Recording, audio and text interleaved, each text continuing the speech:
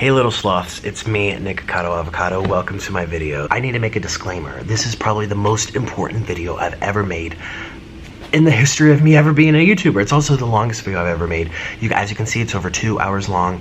I have a lot to talk about. I talk about 4 other mukbangers. I talk about some drama between us. I talk about some other YouTubers in general. I give clarification about the rumors. We talk about Orlin. We talk about some guys I've been talking to. We also talk about my weight. Like, can we talk about my weight? I look very different, and I explain everything in this video. So watch as much as you possibly can. That would mean the world to me, just so that we're on the same page.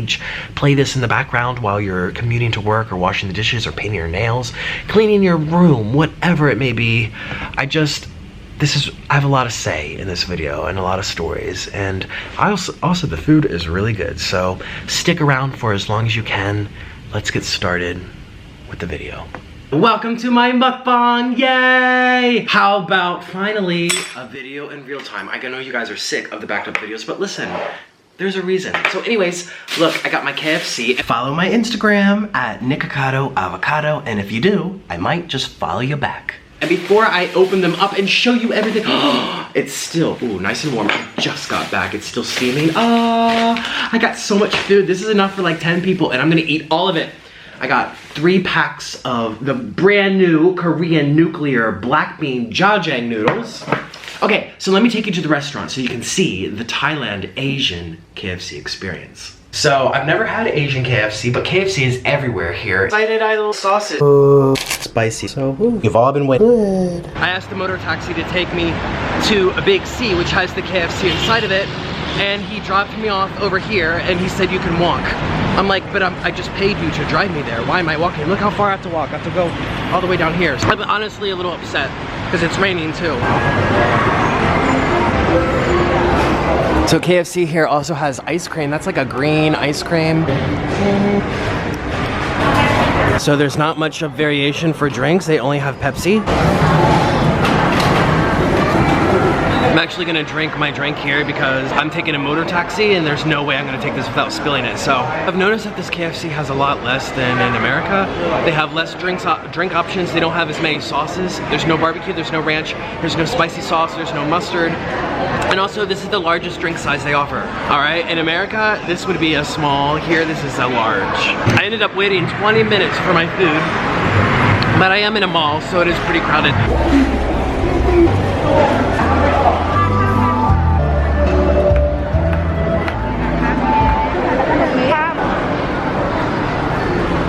Okay, so that's it. And, wow. They have lots of different stuff, and that green milkshake looking thing. Oh, by the way, like you saw, I drank my drink there, so I don't have my drink. Oh, here's my ketchup and chili sauce. Yeah, I ended up getting sauce containers to go. That's okay. Oh, they gave me napkins. Well, that's a plus. I can't tell you how many times I go to American fast food restaurants and they don't have napkins for me. I'm gonna feast. You guys, this is my first time making a mukbang in 3 weeks. Because of that, I have been sick. I caught the flu or something. I don't even know what it was. It was my last day in Singapore, and I thought I was gonna die. I went to the hospital with my friend. Well, I'm not gonna say her name because she wanted to be private about it, so I just won't say her name. Hi, you know, if you're watching. I went to the hospital with her at like 4 in the morning, and we got there and I ended up walking because it was right across the street. This was in Singapore, and it was. I'll tell you all about it. But first, we gotta eat. So this is the brand new. Oh, the KFC $5 box. Oh. My first time looking at, I'm craving chicken so bad. Okay, so, ooh. So we got a drumstick, we got spicy nuggets, and we got something you can't even see. Don't worry, I'm gonna put this on plates so that everything's more visible. And then we have another box. All right, look, it's in Thai. It feels so special, yes. You guys, it feels so weird to be back, like, in real time. Those of you that chastise me for not posting videos in real time through this breakup, through my illness, through everything, shame on you. I'm human, I'm not a robot. And I just tell myself clearly these people don't like me, they just want something from me, and I don't like that. You know, I'm here to be with you, but I'm human too. I need a break. So anyways, this has popcorn chicken. This is the snack box, I believe. Popcorn chicken, chicken nuggets, spicy chicken tenders. Oh yeah, I was like, I want chicken because I like bone chicken, but I also really like boneless chicken. And I asked them for boneless, and they're like, huh? And then they called someone who spoke English. I'm like, chicken tenders, chicken strips, chicken fingers. boneless chicken. She's like, no have. Okay. Oh yeah, I remember this one. This was just on the side. Crispy, spicy KFC chicken. And then what's in here? Wow. Oh, here are my sauces. Like I said, I had to get the sauces. I got chili sauce and ketchup. Chili sauce and ketchup. And what's in here? French fries. A whole bag for French fries. Little baby French fries. I don't even like KFC. I don't like any French fries unless it's Checkers. So I'm gonna make this look really pretty. And I'm gonna be editing out a lot of coughing, or maybe I won't have to. Once I'm on a roll of speaking, we should be good. So grab some food.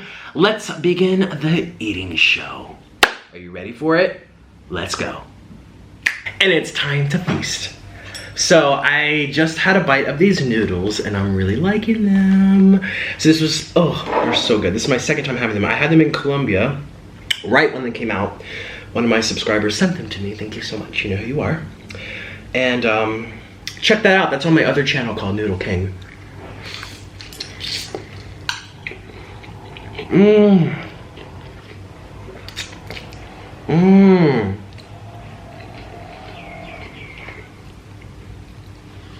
Mm-hmm. It tastes exactly like it sounds. Black bean noodles with hot chicken spicy. Speaking of chicken, oh my god, I haven't had KFC for months. Ooh.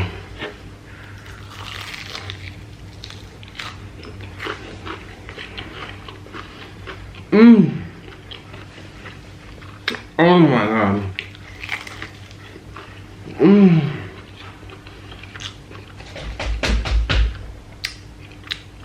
You guys.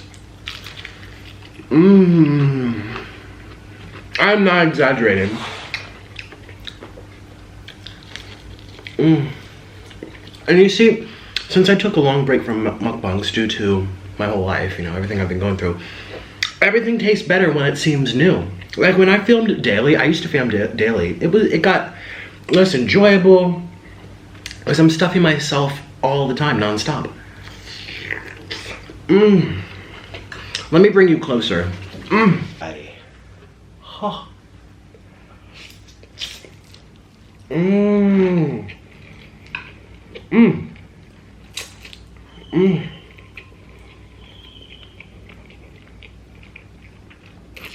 Mmm.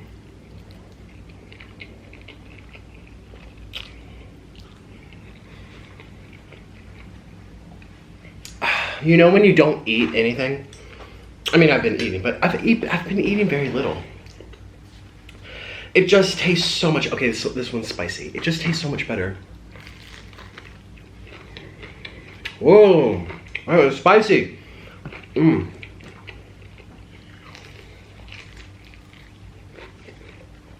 That was good. Ooh, that was very spicy. Mmm.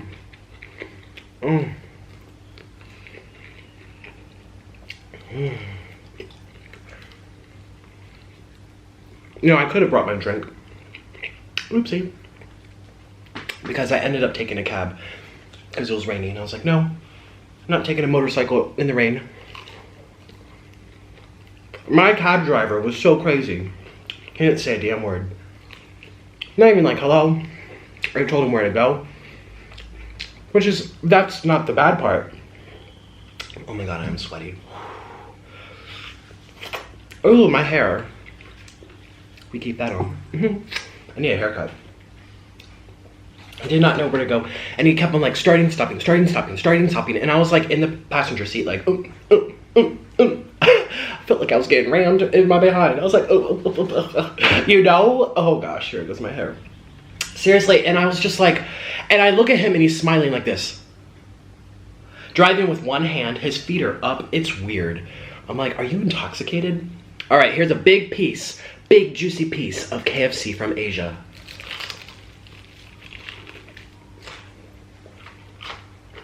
No, it's still physically hot. Ooh.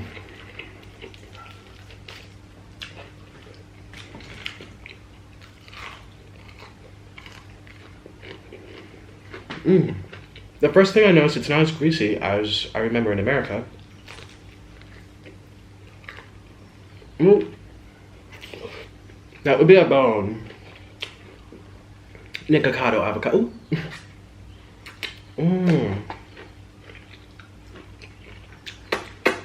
Mmm. It's good though. Chicken nugget. Yeah, so they don't have sauces in Asia.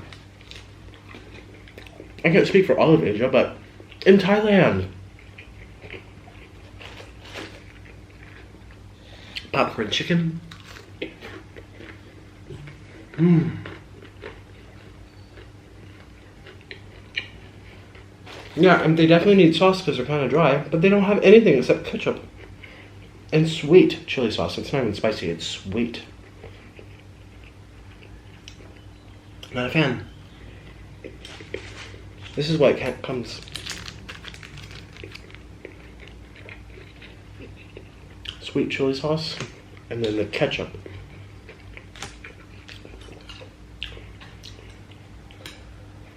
These are spicy. See, I used all 3 packets because I remember when I did this in Colombia, it wasn't even that spicy compared to everything else. So I was like, I can do all 3.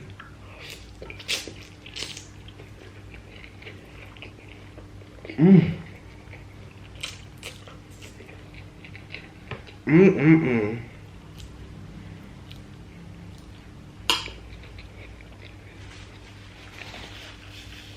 Oh.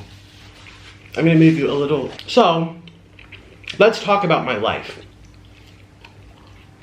What the heck is going on?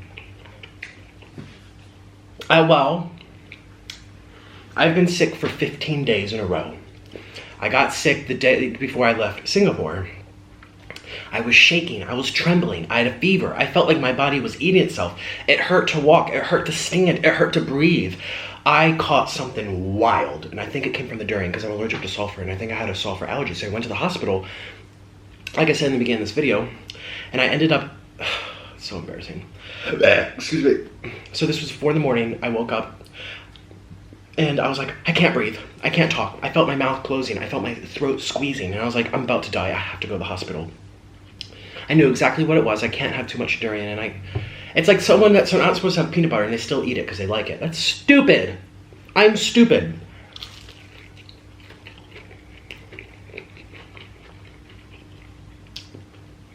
So then I took some molybdenum, which is a supplement, it's a mineral that's found in the earth, and it counteracts, it helps turn the sulfur or the sulfa into sulfites so your body can push it out. That's my problem. My body can't make sulfites, and so the sulfur stays in me and it becomes a toxin. Because it's too much.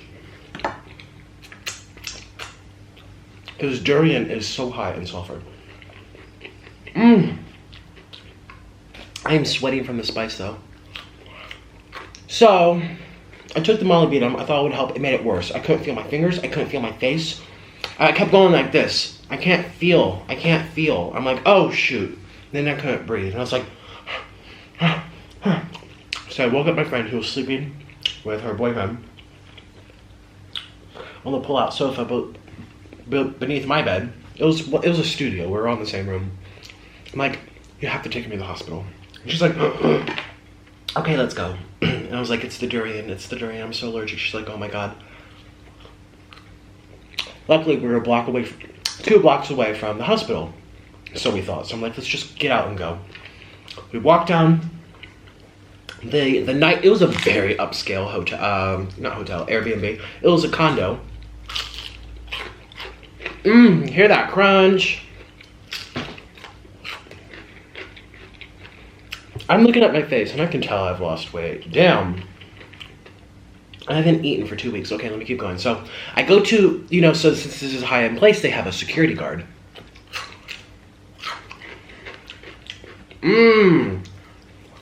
Okay, that part was greasy. I like the grease. You don't go to KFC to eat dry chicken. Chicken nugget. So I go to the security guard that basically lets cars come to and from the place. What do you call it? Facility? And I'm like, I need a taxi to the hospital. And he goes, that would be a problem. And I said, can you call a taxi for me? He's like, you can call. And I said, I have to go to the hospital. I'm having an allergic reaction. And he goes, that would be a problem. And I was just like, it's 4 a.m. What problem is there? There's no competition. You aren't busy. You sit around twiddling your thumbs because nothing happens at 4 a.m. And he's like, you can stand out there on the edge, because we were by a main road, and wait for a taxi. I'm like, it's 4 a.m. I said, I wasn't in the mood to argue. Normally, in my normal self, I would have said, order a friggin' taxi right now. I pay $2,000 a month in this condo. What the fuck? You know, like, I don't get a phone. You can't call. I don't get a phone call. I would have gone off. But since I was sick, and my friend who was coming with me, she was on her phone, like, researching, like, what to do for sulfur toxicity and, like, getting her Google Maps ready so we could just go to the hospital. She wasn't even with me, so I was just like, I was not in the mood to argue, so I said, okay, bye. So I was like, let's just walk. She's like, yeah, I just pulled it up. It's a 10-minute walk. I could have died. I could have gone to, what's it called? Epileptic shock? Apoplectic shock? Where your body shuts down, your heart stops beating because of it's just too much of toxin, an allergy. I'm buying an EpiPen to start carrying around.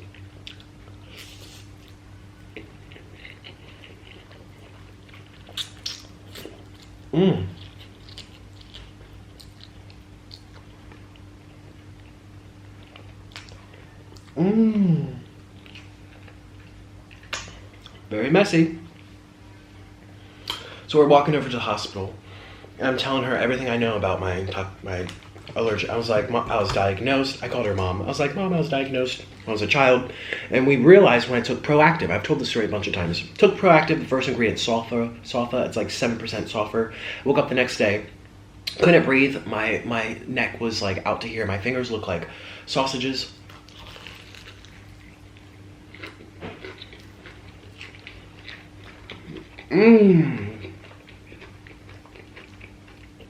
That is some greasy KFC chicken.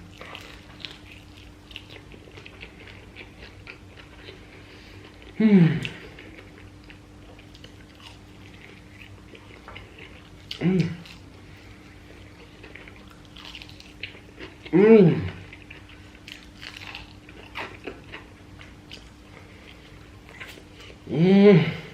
so sorry. I need to stop making it up. Ooh, I'm sweating. I turned the AC off because it would be kind of noisy and you couldn't hear me. I really need a haircut. See them poking up? So we're walking to the hospital. I'm just like, I can't feel my feet. My feet are tingling. It feels like I'm walking on fire. It feels like I'm floating, actually. And she's like, this is not good. I'm like, but I was just like, my breathing's getting better. The more I walked, the more my breathing improved. Like when I had woken up at 4 a.m. after 1 hour sleep because I was up all night not feeling good.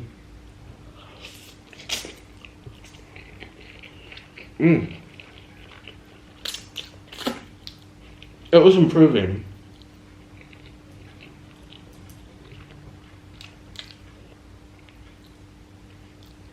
Oh, these noodles are all strangly. They're very messy. They're not very slurpable. I'm sorry if I'm... Oh, I have to try this.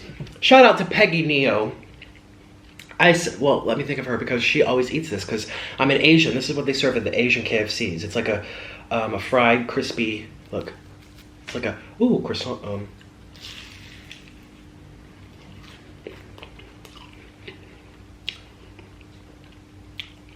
An egg tart or something. Oh my god. Oh my god. Peggy. You get to eat that all the time? She eats KFC like once a week. Shout out to Peggy. She was so nice because when I was in Bangkok still, I ended up leaving. And we're gonna get into the motherfucker who kept on saying, can we collab? I'm here. Oh no, I'll come see you. Oh yeah, I'm in the fucking PP Island, so I'll come. And I just was like ignoring her. I'm like, I'm not even gonna respond to you when you tried to get my channel removed. Now you're trying to talk to me now, buttering me up, trying to talk to me. Because your channel's dying. Like, I mean, that's really rude to say. But in comparison, yeah. If you're used to making $2,000 a month, and now you're making $500, or I don't know what I don't even know, but I'm just saying, like, pretend your salary gets cut in half. You're kind of like, ooh, you're a little more desperate. why am I even thinking of her? Oh yeah, because I was still in Bangkok, and that's when I was dealing with that shit.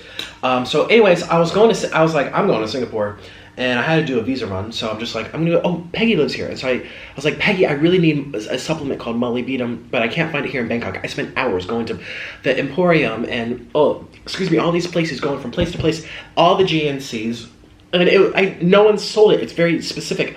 And I'm like, Peggy, can you please call up the Singapore supplement shops for me?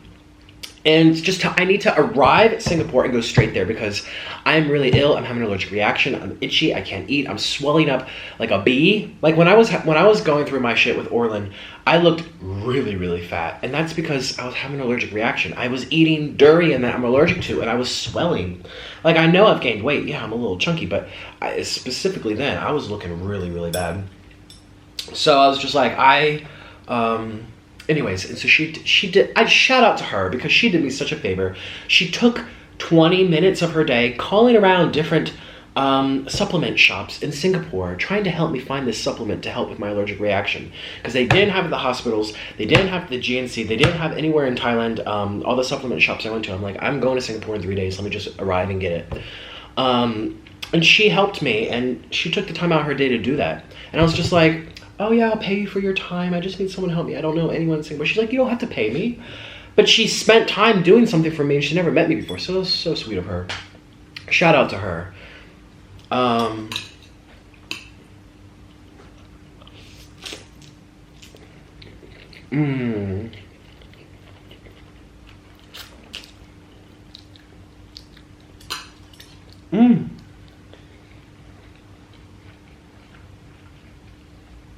And no, before you ask, we didn't end up collabing. You're thinking like, if you see a YouTuber, you automatically have to collab. No. And not for any, bad reasons, not for any ill-mannered reasons. It just, no. I was not in a good headspace to be collabing. She said she's going through stuff, and it just, sometimes you can be a good human being like Peggy and do something nice without having to have someone announce it. Oh, by the way, I helped out Nick. Let's collab. Give me a shot. Yeah. She just did. You wouldn't even know that she was so sweet to me had I not sat here and told you. She wasn't looking for recognition. She's not looking for a shout out on like fucking Divine Munchies. Not looking for clout and subscribers and everyone to be like, she just wasn't asking to use me or to be on my channel. She just was receptive to help me. That's how you know who you can trust. That is a perfect example of who is genuine. And no, it's so funny. Divine Munchie pretends that she's like, hello, my friends. We are here on the earth. I don't eat animals, and you shouldn't either, even though I ate it 5 months, for a couple months to make money and get subs. But no. Now I'll tell you why. I am transparent. I am genuine. The people that act like that are usually the complete opposite. Peggy doesn't sit here and say, I'm a good person.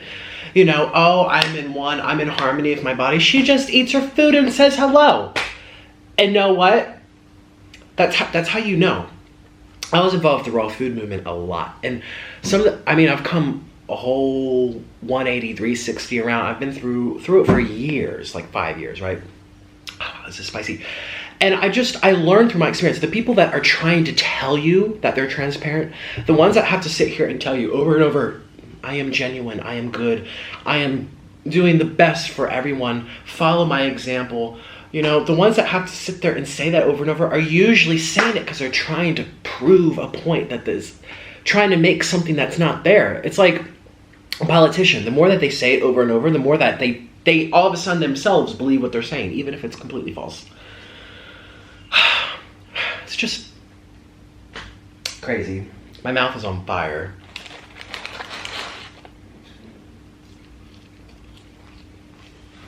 So anyways, shout out to Peggy. Where am I?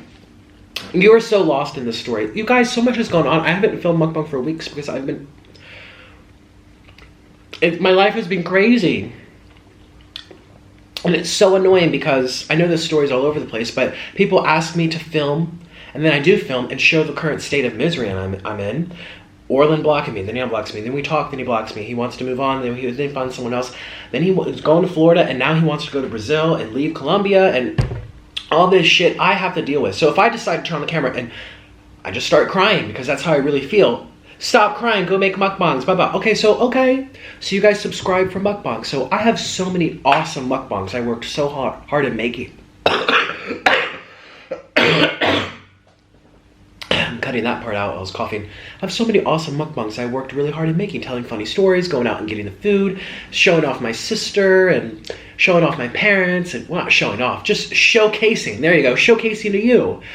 And this is pre-recorded. All of a sudden, it's not of value because it was filmed a month ago, or 2 months ago, or 3 months ago. You know, it's like, what difference does it make? You ask mukbangs, I'm giving it to you. Well, it's not in real time, at least you don't think so, so all of a sudden it's not worthy, and it's just, then you're like, well, show yourself now. It's like, well, I'm going through shit right now. I have the flu, I'm going through an allergic reaction, I'm going through a breakup.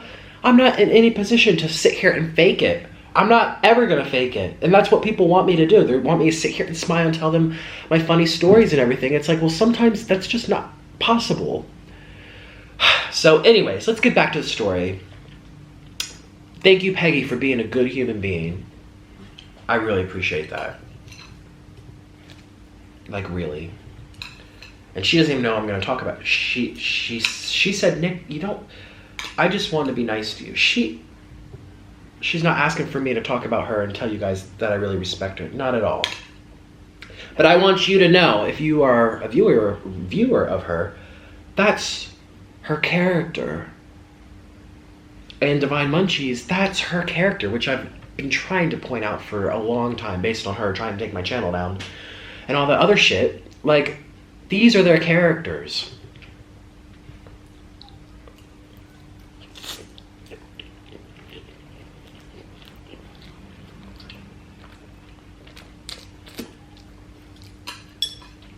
Well, I shouldn't say take the channel down.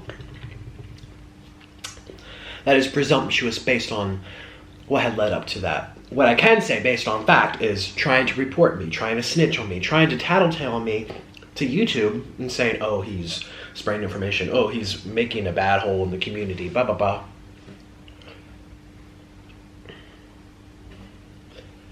Anyways.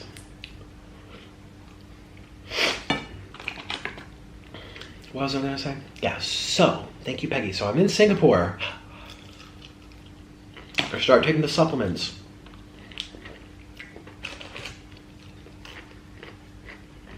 Singapore was, for the most part, a really nice experience. It was my first time there.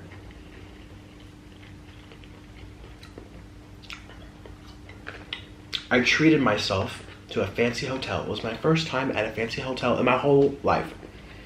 And I figured, I need to feel good about myself again. I want to get a spa. I want my feet rubbed.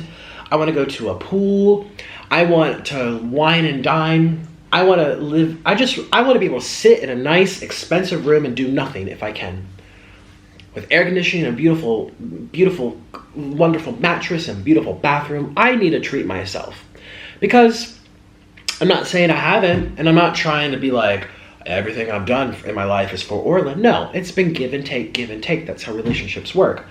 But I'm in a low point in my life and I need a pick-me-upper, you know? And the first thing I know from watching other relationships fail and come back and get back together, or no they don't, or this person abused them, or all these different types of relationships, the number one thing I see that people help people get over the hardships and the heartbreak is to stay busy and love yourself. And I wasn't loving myself. So anyways, yeah, it was like $400, $300 a night at the Marina Bay Sands. I stayed for 3 full days, 2 nights. And that was one of the best things I've ever got to experience. It was so cool. Rooftop pool. I went to my first sauna. I was the only one there, thank God, because I was like, what if I see other guys here and we're all naked? And I didn't even know proper sauna etiquette. I was just like, do I take the towel off? Do I keep the towel on? But then they had a steam sauna where it's like steam coming out. And you're completely wet. I'm like, there's no way you're supposed to wear a towel in here. So I went in and I'm just like, is someone coming? Because I was completely naked. I took off my towel. I was just sitting there.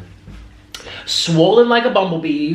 That was on like day 2. I took my supplementation the moment I got there, and the supplementation, it kind of like, you go through, I hate the word detox, but something has to happen. Something has to happen, right? So it's pulling out all the sulfur that's in my reserves, you know, everything that's being held on into me, because it can't come out. That's my problem. My body can't make sulfites, the usable form of sulfa. So I just blew up like a balloon. I felt really bad, and it was so strange because I went on the scale before, and I'm like, I want to see how much water comes out of me, how much weight, water weight, and I go on the scale, and then I go into the sauna, and I sweat and I sweat and I sweat, and I go back on the scale, and I weigh the exact same.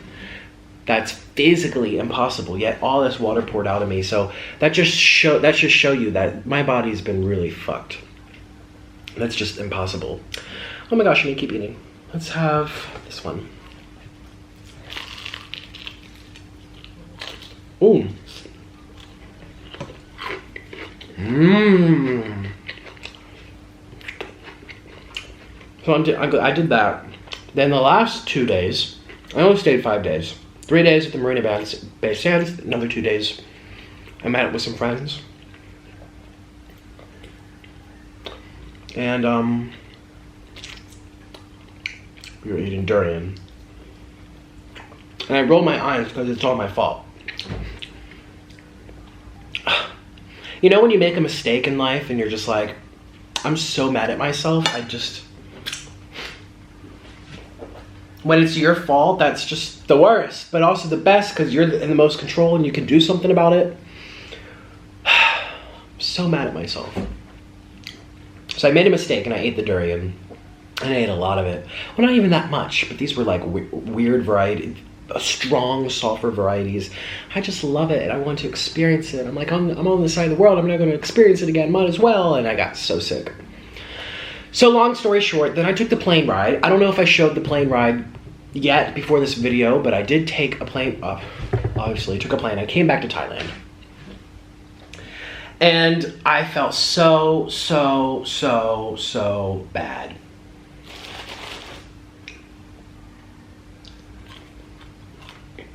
So bad. My feet were tingling nonstop. I really should have actually gone to the hospital. Oh yeah, that's the story. So, right before leaving Singapore, at 4 in the morning, we walked to the hospital, and my friend was trying to come, well, she wasn't trying to do it in a bad way, but I was in a really vulnerable state, so I didn't know what the heck was happening. I was like, and she was convincing me, or explaining to me that I'm okay. So we go to the hospital, there's this line to go through the ER, the just walk-in area. And we sit down, I drink some water. I'm like, well, my breathing's better. Oh, I don't feel as bad.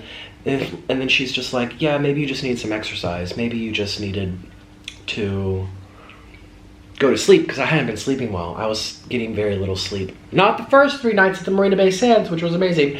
The second 2, and it was just because of the durian. You know, when your body feels like shit, you don't sleep well. So she's like, you need sleep. And I was literally like head bobbing, like falling asleep just sitting on the couch. They had this couch in the waiting room waiting to get called up.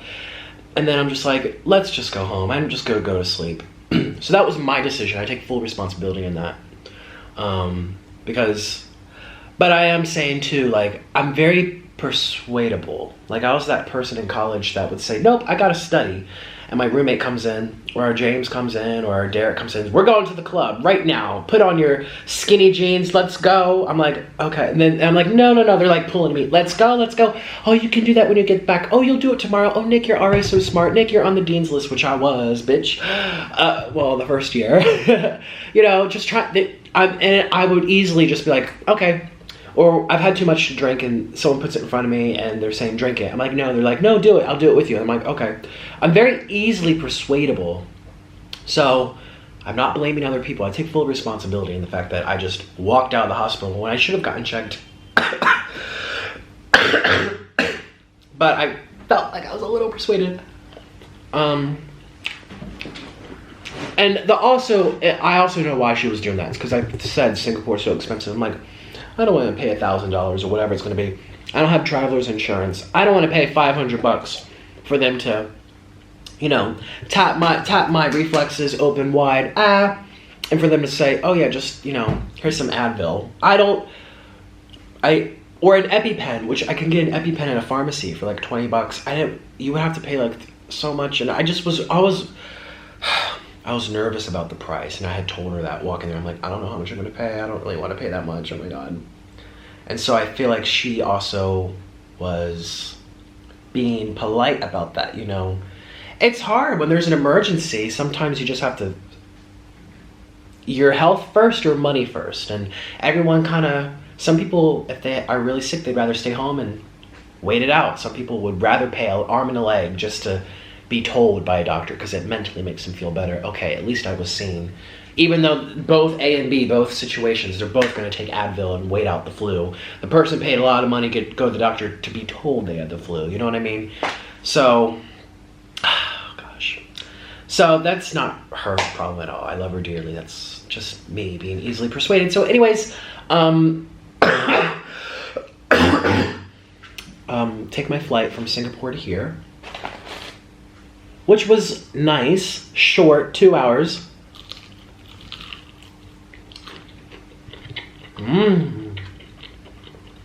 This reminds me of the Jollibee little spice flakes that they put onto it.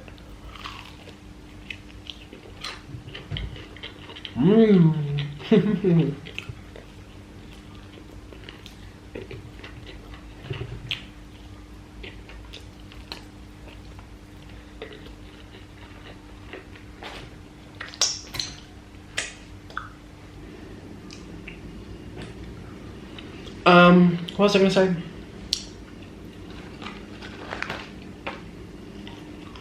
So I came here, arrived at the Bangkok airport, went straight out to get a taxi, took a taxi, and then my taxi driver was just like, I told him my location, my Airbnb lady set up a translation on my phone to show the cab driver in their language, in Thai, yada yada, this is where it is, this is how you get here, this is the exit you take, blah blah blah. So he reads it and it goes, 500 baht. Or, yeah, he said 500 baht. And I said, let's use the meter. How about let's just use the meter? I'll pay what it says. No, meter, no, meter, no, 500 baht. And he puts a blanket over top of the meter. And I've been in Thailand, this is like my 5th or 6th year. I've been here so many years, and they do that a lot. Try to get more money out of you. And there's two ways to look at it. They're being really disrespectful to tourists. If it weren't for the tourists, there wouldn't be much money floating around this economy. Thailand is a huge touristy place, so that kind of kicks themselves in the foot, piss off the tourists, they don't come back. Then you also have to look at it too, like, well, these people who try to live on, well, no, they make a lot of money, but I'm just, not a lot of money still, you know. People in Thailand, some of them try to live on $10 a day, you know. Some people have to work really hard, and there's just more. I just want to say I'm privileged being American. No matter what I'm doing, I'm in America. There's that extra sense of government aid. You can't starve in America. The people on the streets begging for money. Oh my God! There was this girl in Canada who kept on sending me PayPal requests for, Nick, help, I don't have any money, I lost my job, I'm starving, my child's going hungry, please give me money. And I ignored it, and she sent it again and again and again and again, and she sent the request to my PayPal over and over. I was like, this is so rude. So I call up Carly. I'm like, Carly, now I'm not saying I know everything, I may be a little ignorant, but please tell me, as a Canadian, if it's anything like the United States, they get food stamps, they get welfare, they get social aid, they get help, they get housing offers. Like, I was like, can you starve in Canada? I can understand maybe Cambodia, I can understand Colombia, I can understand lots of, but in Canada, and she's like, Nick, we have the best healthcare system in the world. This girl's trying to, you know, get some sympathy little thing and trying to make you, she's like, Nick, the government will subsidize your house if you don't make enough money. The government will find you a job. She's like, we have the best welfare, welfare, both in the world. She's like, it is impossible to be hungry and starving and homeless in Canada. It is impossible. The people in that situation are either on drugs or alcoholics, or they're mentally just not with it. So I was so insulted. I was like, you know, I've been on food stamps. I've been really poor. I've lost my job. I've been fired. I've been through a lot where I didn't really have much of it, but I never starved. and I was never homeless.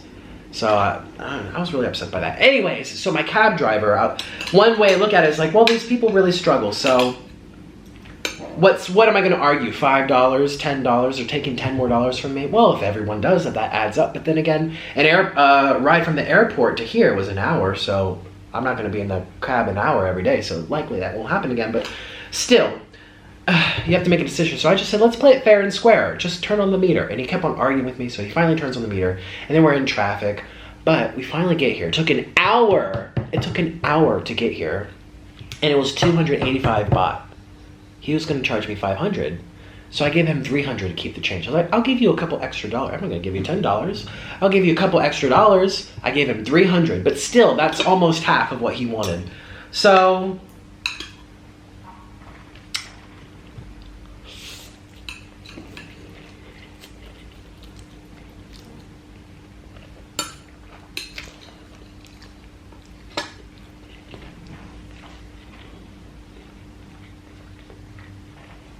So I arrive here, I go straight to sleep. I sleep for like 15 hours. I arrived at nighttime. I woke up the next day at like 1 p.m. I was like, whoa. That was 14 days ago. Today's day 15. Now, when I arrived here to Bangkok, I had a fever. I could feel, it was like I was a radiator. I could feel the heat coming out of me. I could feel my fingers throbbing. I had headache. I had joint pain. I had bone pain. It felt like my bones were on fire. It felt like my body was eating itself. I couldn't eat.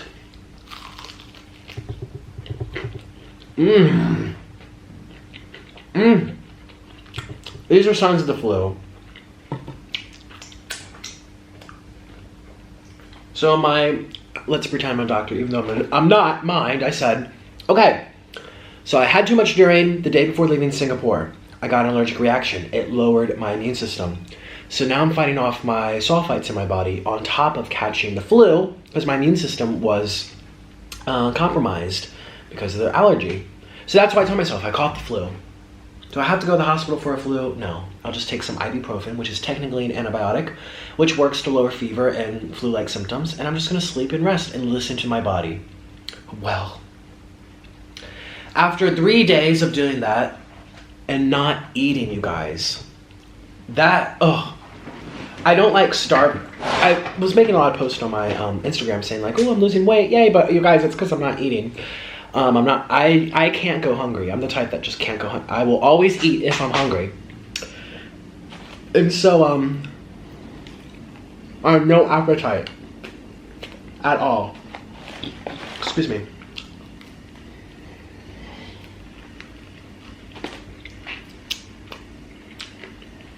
After about 3 days, I would say, maybe 4, that might be pushing it, but probably about 3 days. After 3 days, the fever was gone. I was trembling. The shakes were gone.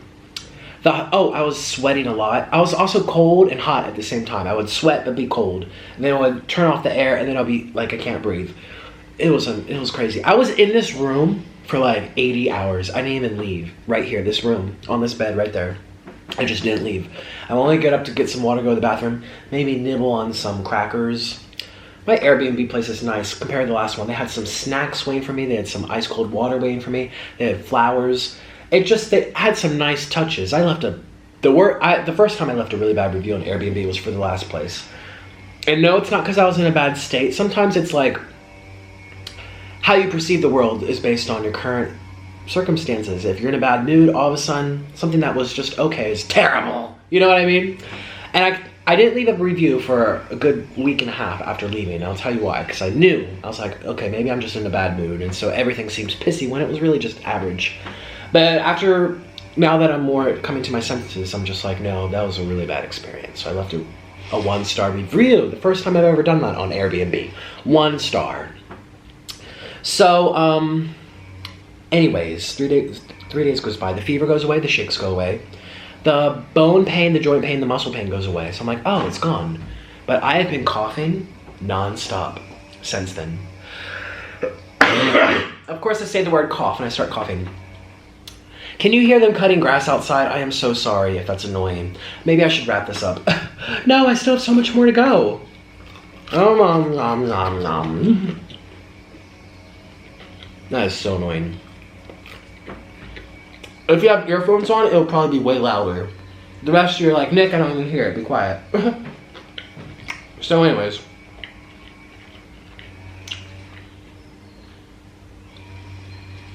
You have to hear that. Anyways. I'm very bad at making decisions. That's one of my biggest... I have lots of flaws, obviously. I'm dramatic. I'm over the top. Yada, yada, yada. So, one of my flaws is that I don't make decisions well. Someone has to just say, Nick, we're doing this and we're doing this. I'm like, okay. It's so weird because a part of me is I'm very much of a leader. A part of my personality is I want to be the star of the show. I want to be concert master of the orchestra. I want to be the leader. And then another part of my personality is like, I don't know what the F I'm doing. I can't lead. I can't be the concert master. I don't know what I'm doing. Like, I can't make a decision. I can't even decide what to wear today. Just making this video took me 2 hours to keep. I was debating in my head what to eat. Shout out to Steph. I saw her eat the black bean noodles with the KFC. I was like, you know what? I'm just gonna do that too. Hi. I was just like, well, that looks like a good combination. But it took me an hour just to decide that. But I'm also sick and I have been under eating. So let me just keep going with the story. So this past week and a half, I've been debating about going to a hospital or a doctor. I read the reviews about a hospital and then I'm discouraged because everyone has a bad time. I'm like, let me go to a clinic. I read the reviews about a clinic.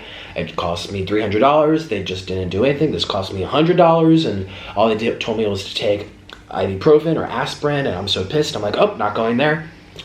Something about Bangkok, they don't have clinics for like flus, colds, influenzas, fevers, strep throat.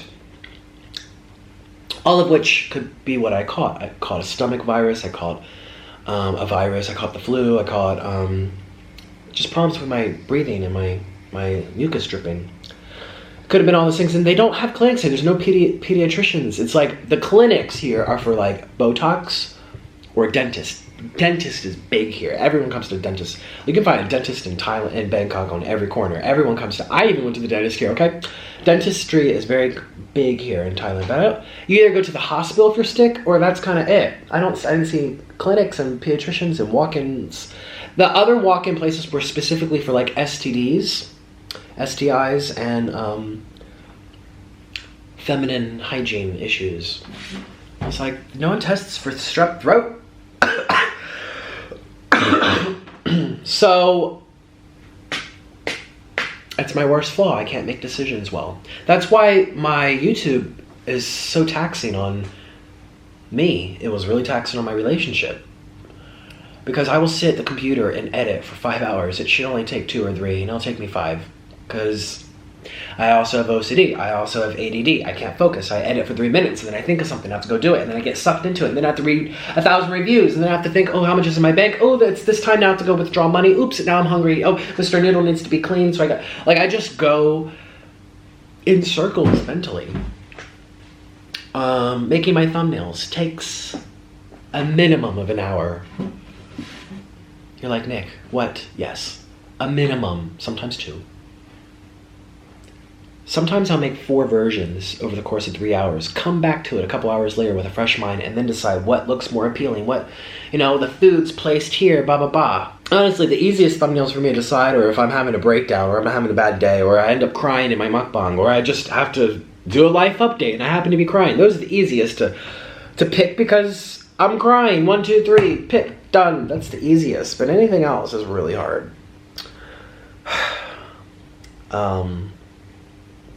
I should have gone to a doctor. I still haven't gone to a doctor. But now I'm telling myself, well, the fever's gone, the headaches are gone, the swelling's gone, the weird feelings are gone. It's been 2 weeks. The worst of it's over. Now I have the lingering effects. And those can usually last 2 to 3 weeks. I've read a cough, not feeling 100% yourself. I feel very fatigued though. So that's why, okay, that brings me to KFC. Why did I come here if I'm so sick? Because I have been under eating so much, I could smell, it's disgusting, I could smell ketosis. I smelled so bad. My body was eating its own fat. And you're like, Nick, that's a good thing. Keep on going. No, it's not. Maybe for a couple days, but not for 2 weeks. Okay, we're back to Nikocado avocado therapy, I guess. I'm just gonna keep eating. I want to finish this food. I really need the junk. So let me tell you. I'm like, I think since I'm eating, my body's eating itself. It's so weird though. I didn't have appetite. I'm kind of forcing this in. But it would be difficult to shower. It would be difficult to walk over to the sink. It would be difficult to turn off the light. Everything seemed like a challenge. I have been in this studio apartment for 10 days and I haven't left. I have a few fruits in the fridge. I have some rice noodles and crackers. That's what I've been living off of, like 400 calories a day. A couple days when you have the fever, that's understandable, but not afterwards. So I haven't had appetite, therefore I wasn't eating, but therefore my body has been so messed up. I can't think. I just am numb. I feel like I'm floating. I have all the symptoms of an anorexic. You know, you're told a question, you're like, huh? Can you repeat that?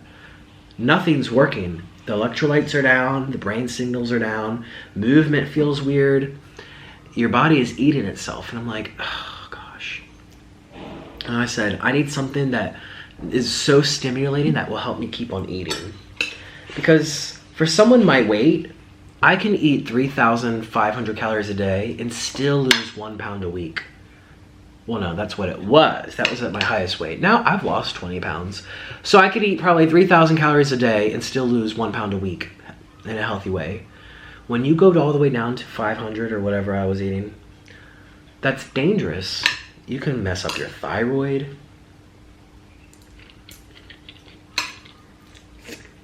You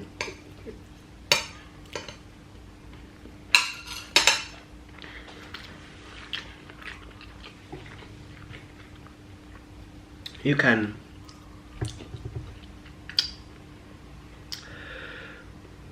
your metabolism goes weird. Ooh.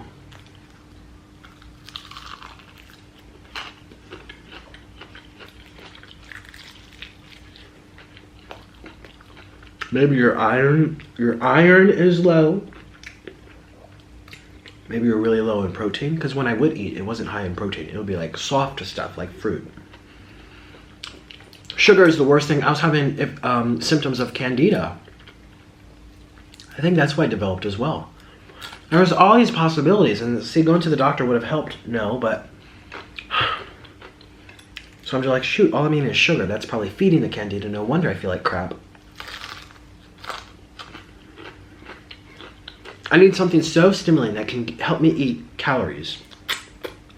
So tomorrow, I don't wake up in bed and feel like I've been shot in the head, which has been what I've been feeling for the past week. I would wake up, because the day before I had ate like 500 calories and I can't move. I would open my eyes and I can't move.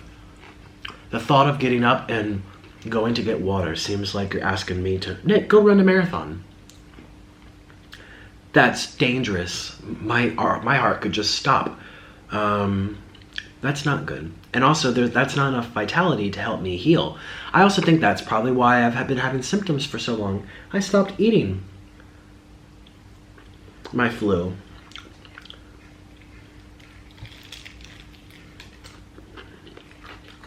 So I made the, call it controversial, call it irrational, call it wrong, whatever. I made the choice to, Nick, I need some food. I don't have much of an appetite, so let me make sure it tastes really, really good and stimulating to help me get it in. And it's gonna be a test to see how I feel tomorrow.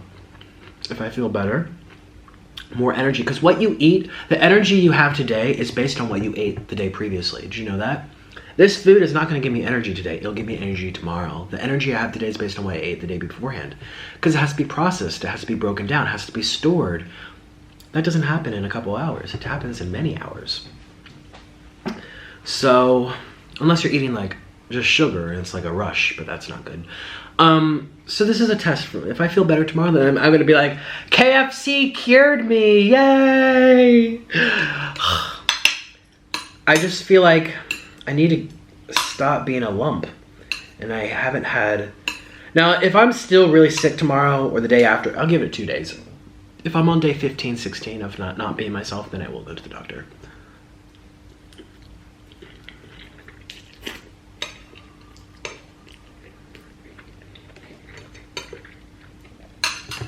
I hope I explained myself well. It makes sense in my head. I feel like I'm gonna get some backlash. Well, whatever. Everything I do gets backlash. Today on Instagram, no, it wasn't today, it was 2 days ago on Instagram, I posted a photo with lyrics to a song. How innocent. Lyrics to a song that's #1 on trending that everyone, I had thought, or would presume, already knows about. Yay, so innocent. God is a woman. I love Ariana Grande. Whew. I just posted a cute selfie, and my caption was "God is a woman." I was thinking, like, let's see who's got this jam going on today. And this was before going to bed. Just 2 days ago. Yesterday morning, I woke up, and there's all these people like, "How dare you say God is a woman? Oh my God, you need to go back to Bible school. God is a man." Actually, no, God is not a man. He is nothing. He is nothing. He is not neither man or woman. He is everything. Shame on you for promoting pseudoscience. I'm just, what? What? What? How many guys saw that on my Instagram? And then someone left a comment, but most of the top comments were that, you know, it's like YouTube now, you can thumbs them up, which I don't like, but whatever, it's there. Shame on you, Nick. Someone said, "Nick, you're doing this on purpose to make people mad so that you get more money." And I'm just like, Instagram doesn't pay me. What are you talking about? And then there's a reply to that saying, "Yes, so we all go to his YouTube channel and complain and he gets all our money." I'm just like, bitch, what? This is a song lyric. And first of all, do you realize your view on YouTube is a fraction of a fraction of a fraction of a fraction of a penny? Did you know it takes 5,000 views to get $1? Like, stop acting like I'm taking your money. Oh my God. First of all, don't even act like I want hate. I've said repeatedly, if I could have a smaller channel, I would easily take half the subs I have now to not feel discouraged, because it makes my job so much harder to wake up every day and be here for you and share a meal with you and tell you some stories and entertain you or whatever. If in the back of my mind I'm going to say, how am I going to be traumatized today? What are people going to say about me today? What are the rumors going to be about today? Who's going to make a video about me full of lies tomorrow? Like, that makes my life so much more hell. And then it affects my mind. And like, you know, I have mental problems, so it affects my mind. And then I convince myself, and then it affects my relationship. And my relationship sucks because I'm worried about comments. Like, how dare you say that I want haters for money? The haters give me $1. Shut up. I don't need their friggin' dollar. I would rather take less subscribers and views for people to be kind. That makes my life so much easier. It would have made Orland's life easier. It would have made everything easier. Anyways, I was just shocked. It is so normal to take a selfie and post a song lyric on Instagram, is it not?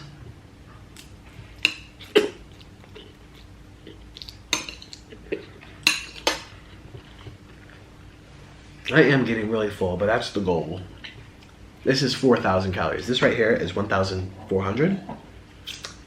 My snack box alone is close to 1,000. And then I have the 2 little ones. We're at like 3,000 something, almost 4,000 calories. Plus all the soda I had.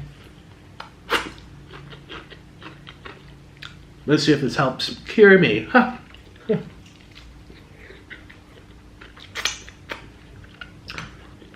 I feel like that's what it is. Well, we'll see. I don't know. I also am psychosomatic too. That's another issue I have. That's not diagnosed. Yeah, I'm like a walking problem. Oh my God. I'm a perfect candidate for let's see if this pill has a placebo effect. Put me on the case study. The pain you have in your pinky. I will take it and the pain will go away. It's really weird. That's why my medical phobia is so intense, because I can't psych myself out of it, and I tell myself I'm going to pass out, and I make myself pass out subconsciously because I'm telling myself I'm going to. Anyways, it's so normal to post a quote, a song lyric, and maybe that one's bad. I didn't think anything of it, but that's also because I'm not really religious. I didn't see anything good and bad. That's someone's interpretation. You don't know if God's a man or a woman. You don't know if it has female energy or male energy. And many religions, their God is a woman. Half the African religions have multiple gods. Like, I just also think it's a little narrow to get so offended by something. Now, I do understand if someone made a song saying, F your religion, you're stupid, you don't know anything, God is a woman because I say so. I would totally understand. But Ariana Grande's song is more of a metaphor than anything. And she's speaking about herself. Having like this sexual energy that just takes over a man and almost hypnotizes him. Because people, you understand, God is seen in a lot of vices. People worship drugs. People worship alcohol. People have porn addictions. That's their God. That's what gets them out of bed. You know what I mean? And she's kind of saying, I'm their God because I'm so good in bed. That's probably worse than saying God is a woman. But this is her song, and sometimes, a lot of times, especially in today's day and age, songs, the lyrics are so bad anyway, I don't even really listen to them. I listen to the tune. I just like that tune. I like that chord progression. I like towards the end all the backup singers. I love the choir in the background. I love her riff at the end. I love the bass. You don't sit there and act like you're not the same way. You hear a good song, and doesn't mean you know what the song's even about. You just like how it makes you feel, because that's what music is. The best music has no words. Hello, it's called classical music. The original music, okay? That was the music in the 15th, 16th, 17th, 18th, 19th century was all classical music. And then you had opera, but a lot of time they were in languages that you didn't understand. Music is to make you feel a certain way that words can't. That's the point of it. Music is the universal language. So, now that my speech is done, I don't even know what the hell she's singing about. Am I going to sit here and have a debate on my Instagram if God's a woman or not? I mean, no. It was just a lyric to a song that I'm jamming to right now. And everyone looked into it way too much. And I also feel like, too, people are on this hate train with me. It's this weird human phenomena. Kind of like to jump on people when they're already down. Like the loser, the person who lost the basketball game, they're feeling really sad. You have this weird instinct to kind of pick at them. You should have done this. This was your fault. You did that. They already know. They already am down. They already feel like shit, and now you're picking them apart. And also, we have this instinct to be influenced by other people's opinions. That's why I hate comments, because if the first couple people who come to my YouTube video are leaving nasty remarks, you're someone who may be neutral to me. You're not sure if you like my videos. You might think I'm a chatterbox. You might think I'm dramatic as fuck. You might like the way I eat. Maybe you like Mr. Noodle. Maybe you like my violin. You're watching me for whatever reason that you are. But you're not really sure. You're kind of on the fence, as I think half the people are. If the first comments you read are negative, Nick is disgusting, he chewed his mouth open. Nick is a liar because someone made a video about him saying that he was a liar, so it's true now. Nick is, and all of a sudden, you believe it. All of a sudden, you're swayed to believe a certain way. I remember a long time ago, the first couple comments under my video were this nasty rumor about me and Orlin, like, giving each other really bad STDs. Now, I know I've talked in the past about something I went through with him, but this was something totally different. And also I saw a lot too of people saying he has AIDS. Someone said he had AIDS and everyone just ran with it. Everyone thinks he has AIDS. You guys, he doesn't have AIDS. He has an autoimmune disease, but not the autoimmune disease. AID autoimmune disease. I guess it was confusing, but people, it's just ridiculous. So those people that are on the fence about me that are watching my videos, or just kind of casually check me out, if the first feedback they see is negative, all of a sudden they have a negative view on me, and they don't even realize why. That's why some people turn off comments completely, and then you're more likely to form a very honest opinion about that person, because you're forced to actually watch and listen to what they have to say, rather than click on my video, read 5 comments, see everyone's complaining, be like, ooh, this must be shit, and leave. That's why reviews are so important for Airbnbs. I was so hesitant in leaving that review, even though it took me, like I said, a week and a half, or whatever it was, a week, more than that, to leave that 1-star review. And in my head, I'm still thinking to this day, it's been many days since I left that review, and I keep on thinking, like, he's probably taken a hurt to his business now.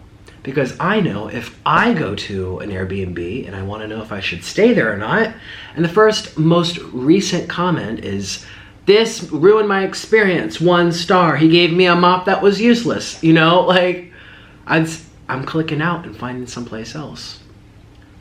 So that's what's going on with me right now. People are trying to find anything, grab it in the air. And I think I replied to a comment. I don't know if my Wi-Fi was being weird, so it kept on saying loading. I just turned it off and walked away. It may be on there now, I have to check. But I responded to a comment saying, you guys are hating on Nick. And I said, you know what? It's hate on Nick month. Because like I said, humans like to jump on you when you're down already. It's this weird sick thing. I don't know why we do it, but we do. And another reason is people are trying to find reason to keep it going. I said, if I had posted the entire song, not just that one line, but all 5 verses or whatever, then people will say, wow, he's plagiarizing. Wow, he's copy and pasting like a 2-year-old. Wow, he has nothing better to do than copy a whole song lyric. How about you just tell us about your day? Everyone starts complaining because I copy and pasted the lyrics to a song. So then, okay, let's say instead of leaving that one song lyric, I left my day. Today I woke up and did this. I felt really sad about this. Honestly, I cried for a little bit here. Then I had some pizza and felt better. And now I'm doing this. I still think about Orland. He blocked me. Oh yeah, I'm gonna talk to my mom on Thursday. Yeah, I really miss my mom. And yeah, I need to explain to you guys why I even left. Blah, blah, blah. If I just treat it as if it were a diary and just left this nice long caption, wow, all you do is talk about yourself. Oh my gosh, this is Instagram. The point is a photo, not an essay. This is not a diary. Wow, Nikocado, stop complaining. You just want sympathy because you're talking about your life. If you don't want me talking about life, would you rather me lie and say that today I woke up and smelled the flowers and I smiled nonstop? Yay, rainbows. Okay, so let's take another example. Maybe I posted nothing at all. I posted the photo, but no caption. It was just empty. Wow, Nick is lazy. He can't think of something to write about. Oh my God. Nick is so manipulative. He's gonna post this photo and make us think where he is. He has a flower in his hair. Does that mean he's seeing someone? Wow, he's trying to confuse his subscribers and get more clicks on YouTube so we can go give him our money. You see? Don't you fucking see? And yes, I said fuck. Don't you fucking see? This is what I have to deal with. I can't win. And it just sucks. Normally, when I'm not suffering from the flu, it could have been a stomach flu too, because, well, I'm not gonna get into that, it's really gross, but nothing would stay in me. I would eat a cracker, it would come out an hour later. Nasty, I know. Good thing we're at the end. No one's eating now, are you? Does it take you an hour to eat? Okay. I've been going through so much right now. What was I saying? Oh my gosh, I can't even focus. I don't even know what I'm gonna say. But even though I'm still coughing, I definitely feel less weak now. I'm like, I do have more energy, so I hope the KFC helps. Oh yes, I also know what I was saying. If I wasn't going through this, and it was just a normal Nikocado week, I'm used to it. This is the nature of the beast. Every job, and yes, YouTube is a job, you want to be paid for your time and your work. There's nothing wrong with that. YouTube is a job. That's why people get so upset when YouTube demonetizes them or only gives them way less than they deserve. I remember back in, well, I don't remember because I wasn't a YouTuber back then, but you can Google, it's on Wikipedia. The heyday, the golden years of YouTube was 2011, 2012, and YouTubers were paid 2 to 3 times as much money as they are paid now for the same amount of work. Like, say you worked for years, gaining trust in an audience, putting out quality content, making people entertained, being yourself. That's why people come to YouTube, because TV is so scripted. That's the point of YouTube, because it's something that's more real. Whatever the reason may be. You've worked years at building that up, and then all of a sudden, YouTube decides, instead of paying you, you know, $5 per 5,000 views, I'm going to pay you $1 or $2 per 5,000 views for the same thing. No matter how rich or poor you currently are, no matter how many views or subs you currently have, it hurts. That's why people complain so much on YouTube about money. I rarely do it. I rarely mention it. You can probably pick out 5 videos on my whole channel where I even talk about it. One that was more recent, but anyways, YouTube is a job. That's the nature of a beast. That's the nature of, the nature of the beast. There's pros and cons to everything you do in life, whether you're driving a taxi like the person who drove me here from KFC and didn't know what the heck he was doing. Whether you're a CEO of a business, you're dealing with so much shit. People are sending you wrong information. People are lying to you. Paperwork gets screwed up. Then someone's suing you because one of your employees messed up. Now your image is at stake. Then you have to pay tens of thousands of dollars to sell this lawsuit. Oh, now your competitors just came out with this. Oh, your stock market goes down. Now you're like, I saw on Shane Dawson's, I watched his Instagram story, which I don't usually do, but I did, because I haven't been doing anything except sleeping and resting and whatever. So anyways, he was talking about Karina Kaboom, made a video about him. I'm like, oh, I want to see. So I went and watched it, and her video topic, I rarely watch her, but this one was really fascinating. It was called, Do Rich People, I'm not rich, don't even start there, but neither is she. Can we talk about things without being the thing? Okay. She said this was the topic of conversation in reference to Shane and Jeffree Star, who were complaining about losing tens of thousands of dollars because YouTube's fucking them over. And she said, do rich people have the right to complain about money? It's very easy to be like, no, they don't, because there's so many people, like here in Thailand, that are working on $10 a day or whatever. They're so fortunate. But a lot of times, well, not a lot of times, but sometimes, look at Oprah. She started out in rags. Oprah is a self-made billionaire, as they call her. She struggled in the beginning to make herself how she is. Now she's rich. Does that mean she's doing less work because she has more money? Or she's still working hard at maintaining a healthy reputation, at working hard to make quality content, at being diplomatic when problems arise? She's still being a hard worker. She's still her. Whether she's poor or rich, that is her character. Remember we were talking about characters earlier? Divine Munchies versus Peggy Neo? Poor Peggy. She probably didn't want a shout out when I'm complaining about someone else. I'm so sorry. I'll give you another shout out, Peggy. Don't you worry. That's just really, it's been on my mind because it happened recently and it just really bothers me. That's still her character, whether she has money to her or not. Does she have the less right to complain when someone does her wrong and takes money from her or steals from her or gives a big cut to her unfairly, or maybe it just was how the cookie crumbled? You know, YouTube doesn't want to be paying their creators less, but they have been because the advertisers pulled out. So they're kind of well, whose fault's that? Okay, there's a few YouTubers that are pretty much responsible for that. But at the end of the day, YouTube doesn't want that. YouTube, if they could have it both ways, they would have all the best advertisers come in and they would pay all the YouTubers the best they possibly could. Then that way everyone's happy and then YouTube would thrive. So it's not like they necessarily want this position that they've been put in, thanks to a few YouTubers that made the advertisers pull out, but that's what happened. So does Oprah have the right to complain if something is wrong to her, whether that's just the way the cards were played, whether it's luck or whether it was purposefully intended for that to happen? The answer is yes, and it's very easy for people who have not much money to look at rich people and to say, well, you're driving a nice car, so you have no right to complain about anything that happens to you. If someone does wrong to you, well, guess what? You have more money than me, so therefore your pain and your injustice is irrelevant. That's wrong. Like I said, I used to be on food stamps. I'm not rich. I'm not like Shane and Jeffrey. But I'm way better off than I ever was compared to working at Home Depot, working at the salon, working at all those things. Now, my parents still make, my mom makes more than me. She makes $6 an hour as a nurse. I don't get that. But life is a spectrum. You are where you are. My mom has been working for a nurse for ever since I was adopted. She's a head nurse. Well, no, she's not a head nurse. What is she? She probably doesn't want me to say how much money she makes. Oops. I'll bleep that out. Okay, but you can Google the average salary of a nurse, but also someone with tenure who's been there forever.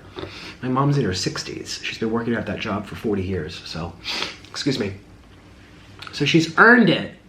She would have the right to complain, even though she makes more money than the other nurses because she's older and has been there and loyal to the company and has done a good job for decades. She makes more money, but if her money, if something were to happen to that or something wrong or just unfortunate takes place, she has every right to be just as upset as the person starting out. That's the point that Karina was trying to make.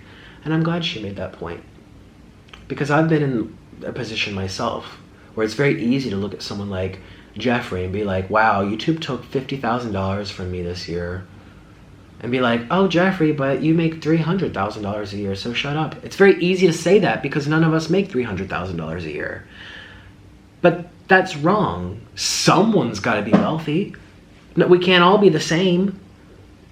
And that's the beauty of democracy. That's the American dream, right? If you work hard enough and if the stars are aligned, you're rewarded. But you have to earn it. And there's nothing wrong about earning it and succeeding and being successful. There's nothing wrong about that. But it's very easy for us, people who aren't at the top, to be like, well, you have no right to even say anything. They do. They absolutely do. I don't know why. I don't even know why I'm talking about that. Let's continue my mukbang. I have a lot to say today. I'm going to put this at the beginning. Hold on. And by the way, today I have a lot to rant about. A lot of hot tea and a lot of conversation. So if you like long videos where there's a lot of talking, play this whole video in the background while you're doing the dishes or commuting to work because I got some tea to spill, okay? Thank you. Just a disclaimer, because some people get, well, first of all, people like to know if I'm talking. Like I said, people watch me for different reasons. Some people, you enjoy the chitter chatter box. Some of you just want to see me eat, so this isn't the video for you.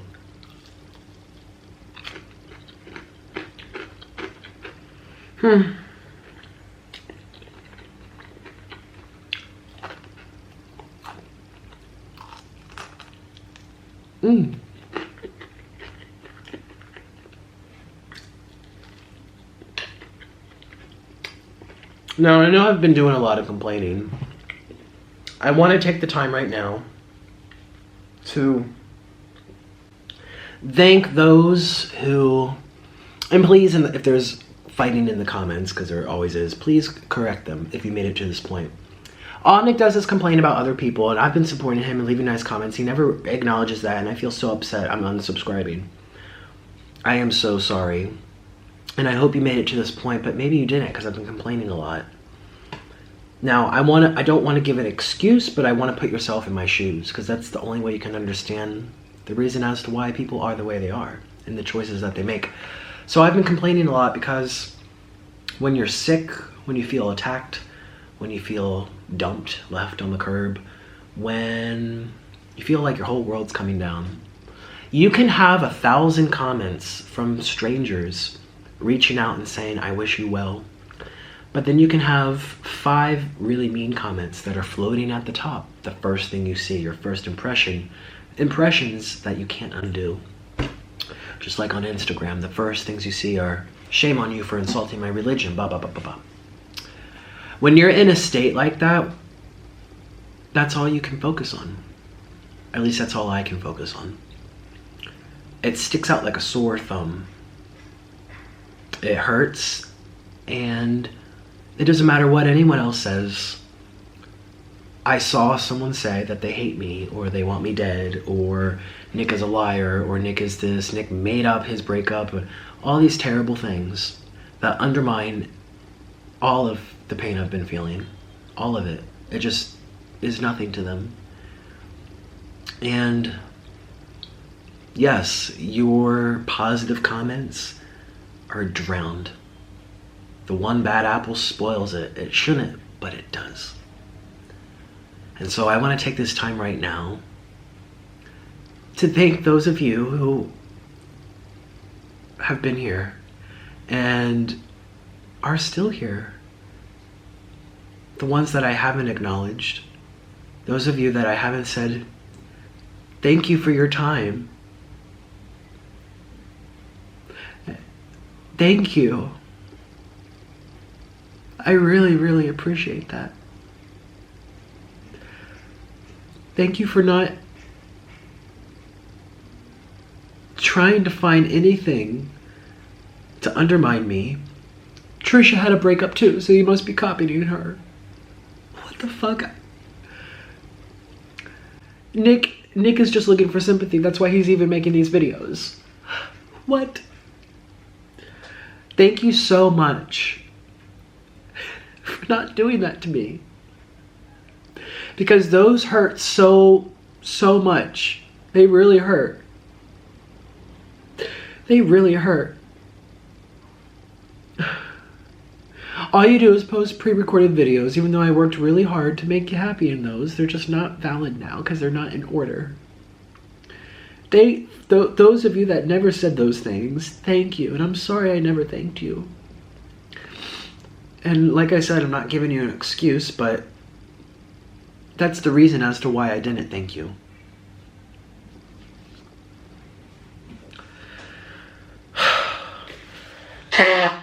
Yes, I'm not using a shirt today. Oh, that was one of the worst habits I picked up from Orlin. You know who I got the habit from? Orlin. And I asked him a long time ago, and he said, well, my mom never couldn't afford napkins and Kleenex, so, excuse me, she told us to use shirts or cloths and to wash it. Excuse me. And sometimes you pick out, when you live with someone, excuse me, I'm burping, when you live with someone 24 hours a day, every day, for months and months, and it's just, you kind of mold to be similar to your boyfriend, girlfriend, husband, wife. That's kind of what happens. My mom and dad pick up habits from each other because they're together. That's what happens. So, and sometimes you pick up good habits along with bad habits. It's just what happens. And I picked up the habit where, since, you know, he has his sickness and everything, and he always has a runny nose. And we can afford Kleenex. We have napkins. I have said all the time, get a cloth, get a cloth. But it's just a habit that has been ingrained on him since he was 2 years old, up until he was in high school. Like, we don't have napkins, use your shirt. Just because he has me, who he met a couple years, well, not a couple, 5 years ago, saying, Orlin, stop doing that. He's not just gonna stop. He's not just gonna stop because I say so. That's an imprint. That is gonna take a long time to reverse. And so he didn't stop. He didn't, and I was whatever. And then I started doing it myself. And I picked up the worst habit in the world from blowing my nose in my shirt. I haven't done it. I've washed all my clothes. I've been really... Gosh. Anyways, I didn't think I was gonna start crying, but you guys, I appreciate you so much, and I feel like that I haven't shown it this whole month.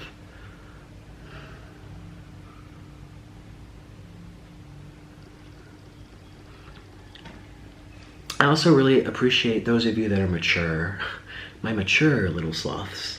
Not saying, I was gonna say older, but that's not necessarily always the case. You know, some of the most immature people I know are 70 years old and running the country. I'm joking. No, it's true. Oh my God. You know, politics everywhere in the world. Everywhere in the world. there you got some really strange people running. I actually just turned on my computer randomly. I was watching, things get recommended to you, right? And so there was this lawmaker from New York. She was a New York State lawmaker. This was all over the news. And she got pulled over for speeding 13 miles above the speed limit, which that's really not that much, but whatever, that's what happens. You technically did something wrong, just suck it up and pay it and get on with your way. Well, she pulled up this big fit, you probably know what I'm talking about. It went viral, millions of views, it was all over the news. This lady, curly hair and boots, and she got out of the car and she had this panic attack and this big meltdown, and the officer was singling her out. Well, I'm a lawmaker, therefore I'm always correct, and like, it was a big fiasco. You know, like, I thought that was very immature. I did get a speeding ticket once. I got my first speeding ticket right around the time I just got my license, which was a couple years ago. I didn't get my license until I was 21 because I was on the seizure list. That's why I can't stand when people say, Nick, you make up your passing out thing, you exaggerate it, you just pass out. And you say, I go unconscious. I was on the Pennsylvania State seizure list. I was in and out of neurological therapy and CAT scans and MRIs and all of these studies. I had to walk around with a helmet and glue and wires in my head for days in school and get ridiculed. I'm not just a normal passer outer. They look and feel and look like seizures. It's a real issue, and it's still a medical mystery, as they call it. Now it's just labeled as phobia, but whatever. Yes, I can be dramatic and immature, but also when it comes to other people and breaking the law and stuff, no, I'm not. And I felt like, wow, that lady was really immature. So, she's an older woman. So when I sit here and say, thank you to my older viewers who, you know, don't act dumb. Well, some of you probably are, because some people are really just mature for their age, and they might only be 19 years old. So anyways, those of you that are mature and saw everything I've been going through, what I still am going through, for what it is. This guy's having a hard time. This guy's expressing himself. This guy's defending himself on social media because his ex brought it up on social media. This guy probably feels all alone because he doesn't have anyone. You put yourself in my shoes. You tried to have empathy for me, and you know that I'm not just picking a straw out of a hat and saying, what does my fortune say today? I'm going to cry. All right, let's cry about something. My life just sucks right now, so I appreciate those of you that have been in my corner and rooting for me, and you know, I really appreciate that. Let me finish these noodles. I don't know what I liked more. This was a great combination, Steph.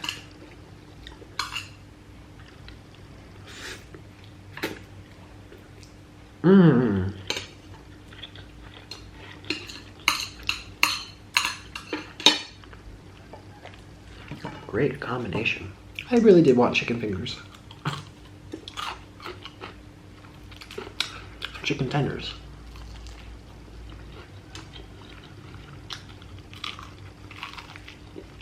So please know. Oh, that was a bone. Ew. Ew. Ew. Woo. I used that to blow my nose. Let's use this one. Don't worry, I'm gonna wash my hands. Oh God. There's gonna be many more backed up videos that I have to publish. They're not that backed up. 2 months, 3 months, 1 month, whatever. Well, actually, it's been a month since coming here, so more like 2 months and plus. But nothing from a year ago. Oh yeah, I still do. I did actually still have some from last summer when I was here in Asia with Orlin. You guys know that that card got corrupted. I had to send it in to get fixed. I decided not to because it was too much money, but then I was like, no, it's memories, and I paid a lot of money to go there and do it, so I might as well just suck it up and do it. So that's why my McDonald's one came when I was wearing the hijab. That was from a year ago. But that was a great video. I had to watch the whole thing and edit it. I said some really awesome stories. I was really entertained by watching myself. You know what I mean? And it was so cool. I showed different foods from McDonald's that I would have never ever had to experience. I would have never had the chance to experience anywhere else. So, anyways, there are some of those. I still have to post maybe like 5 of them. No, between 5 and 10, but half of them are durian videos, and I'm not going to publish 5 durian videos back to back. No, we spread those out. But I still do have videos from my parents' house. I have a few more with Candy, a few more with Carly, 1 more with my sister, and that's it. But that totals maybe 15 or something. So there's going to be more backed up videos. So please just enjoy them. It doesn't make my time or my words or my feelings or the food any more or less valid because of when they were made. So just try to enjoy them and just understand I'm going through crap right now. Today is the first day in 15 days that I've eaten something like this. I've been living off crackers, some fruit, which then I stopped because I feel like that was feeding my candida, which it does. Rice noodles and sardines and crabs. That's it. And nothing made me feel good, and I would only take a couple bites and go back to bed. This is the first time I've actually eaten popcorn chicken.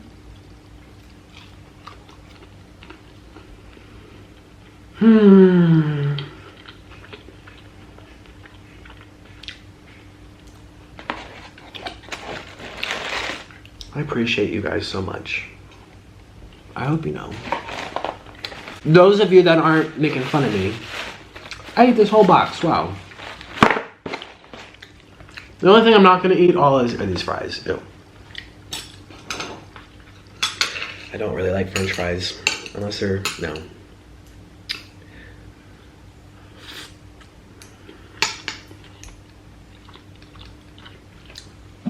My Airbnb came with these metal chopsticks.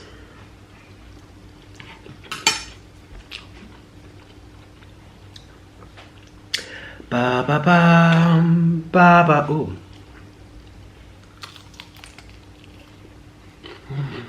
This is my favorite.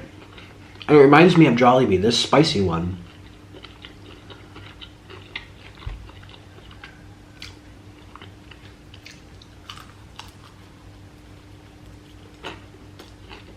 Look how fast my hair grows. It's been a month, 1 month. And I went from practically bald. I almost have my spike coming back. My hair grows really fast. So do my nails. And so does my belly.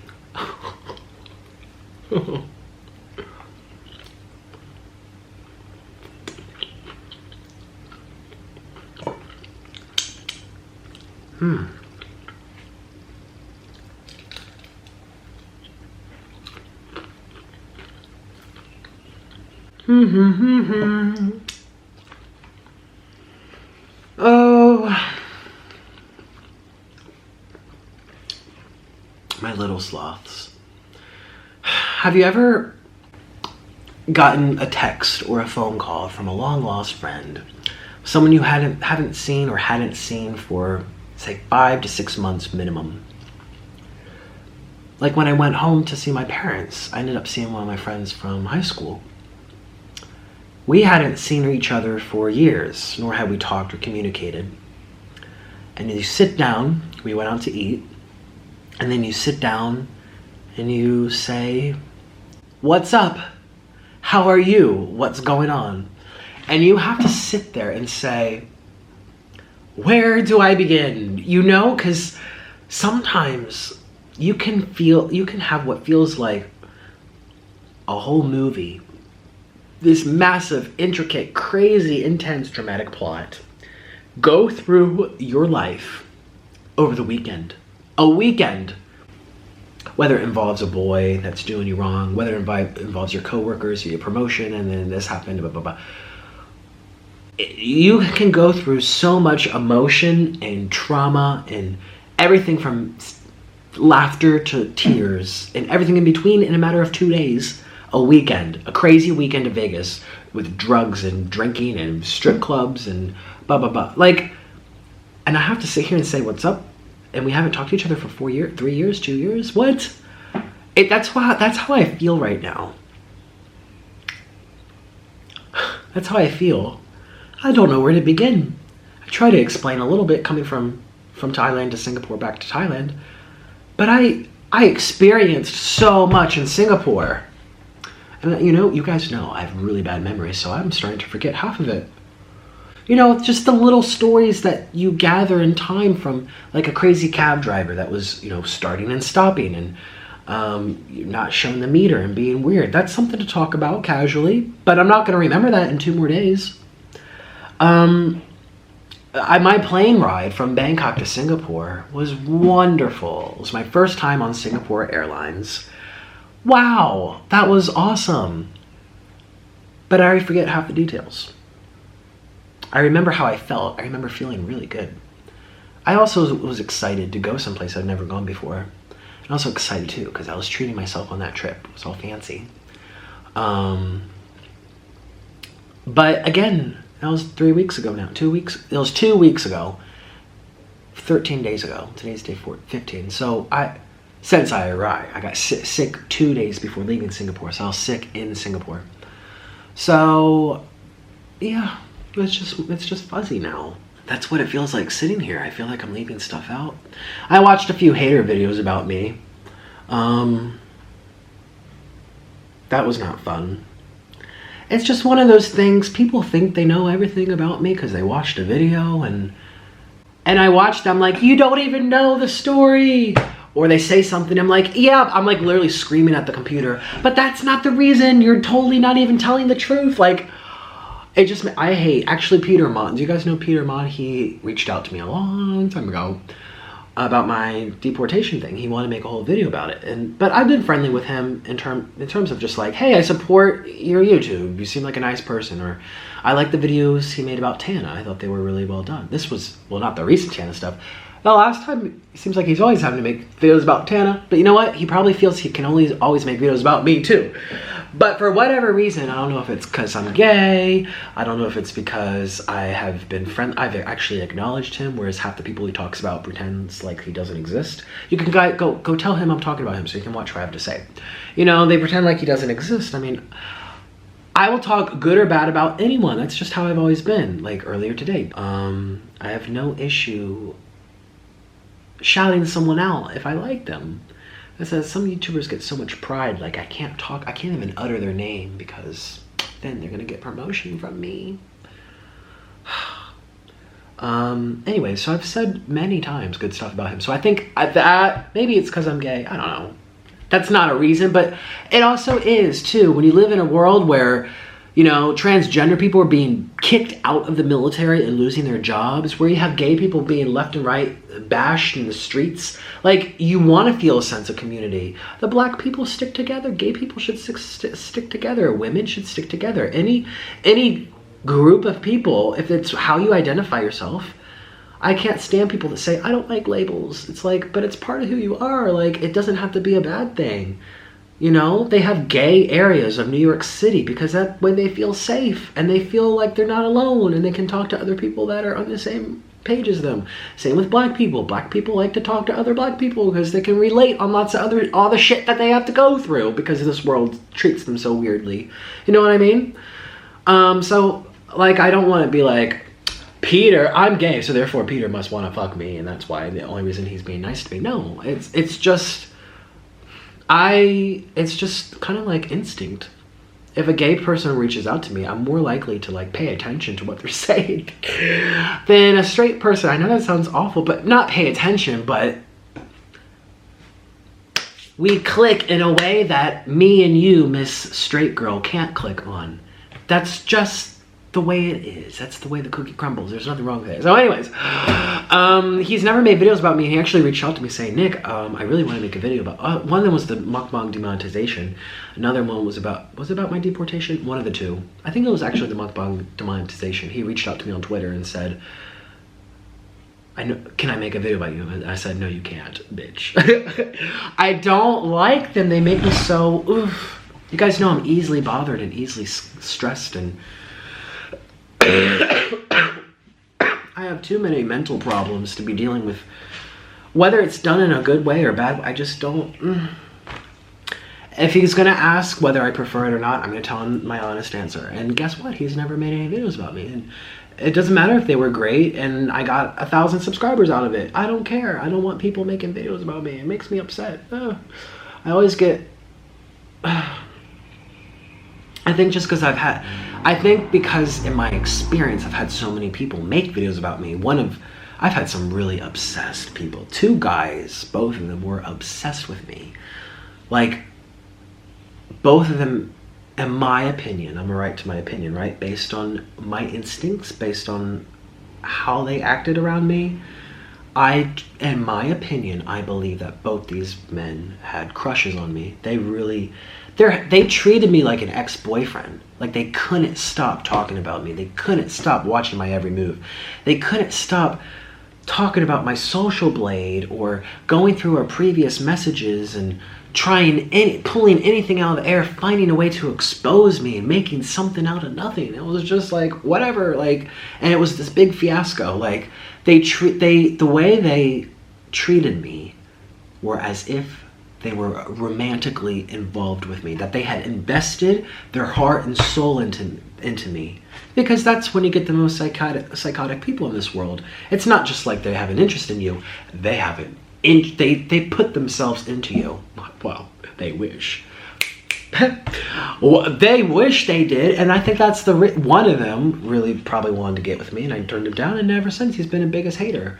And it's just, I've been traumatized because they have both made videos about me, so many, like obsessively, like every little thing he does is trying to find any way to discredit anything I say because I want to get with them. That's why that's my opinion.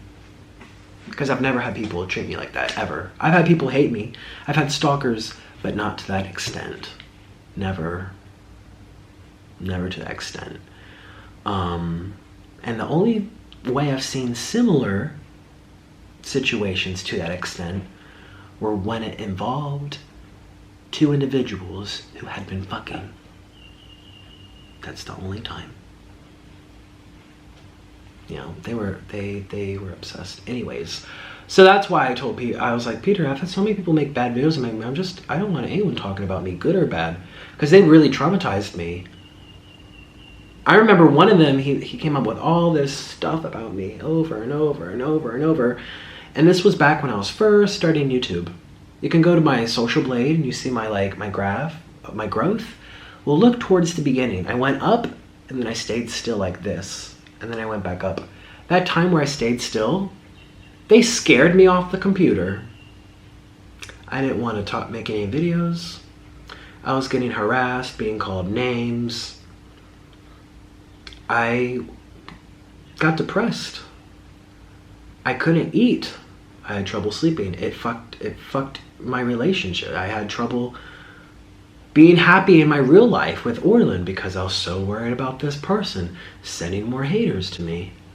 That time on social, if you see that line towards the beginning, I just disappeared. I was traumatized. So that's, everyone has their reason. Everyone does things for a reason. That's my reason. Some people love when people talk about them. Good or bad, keep my word in your mouth. Keep my name in your mouth, baby. You're spreading my name. If you're spreading the thought about me, I'm winning in the end.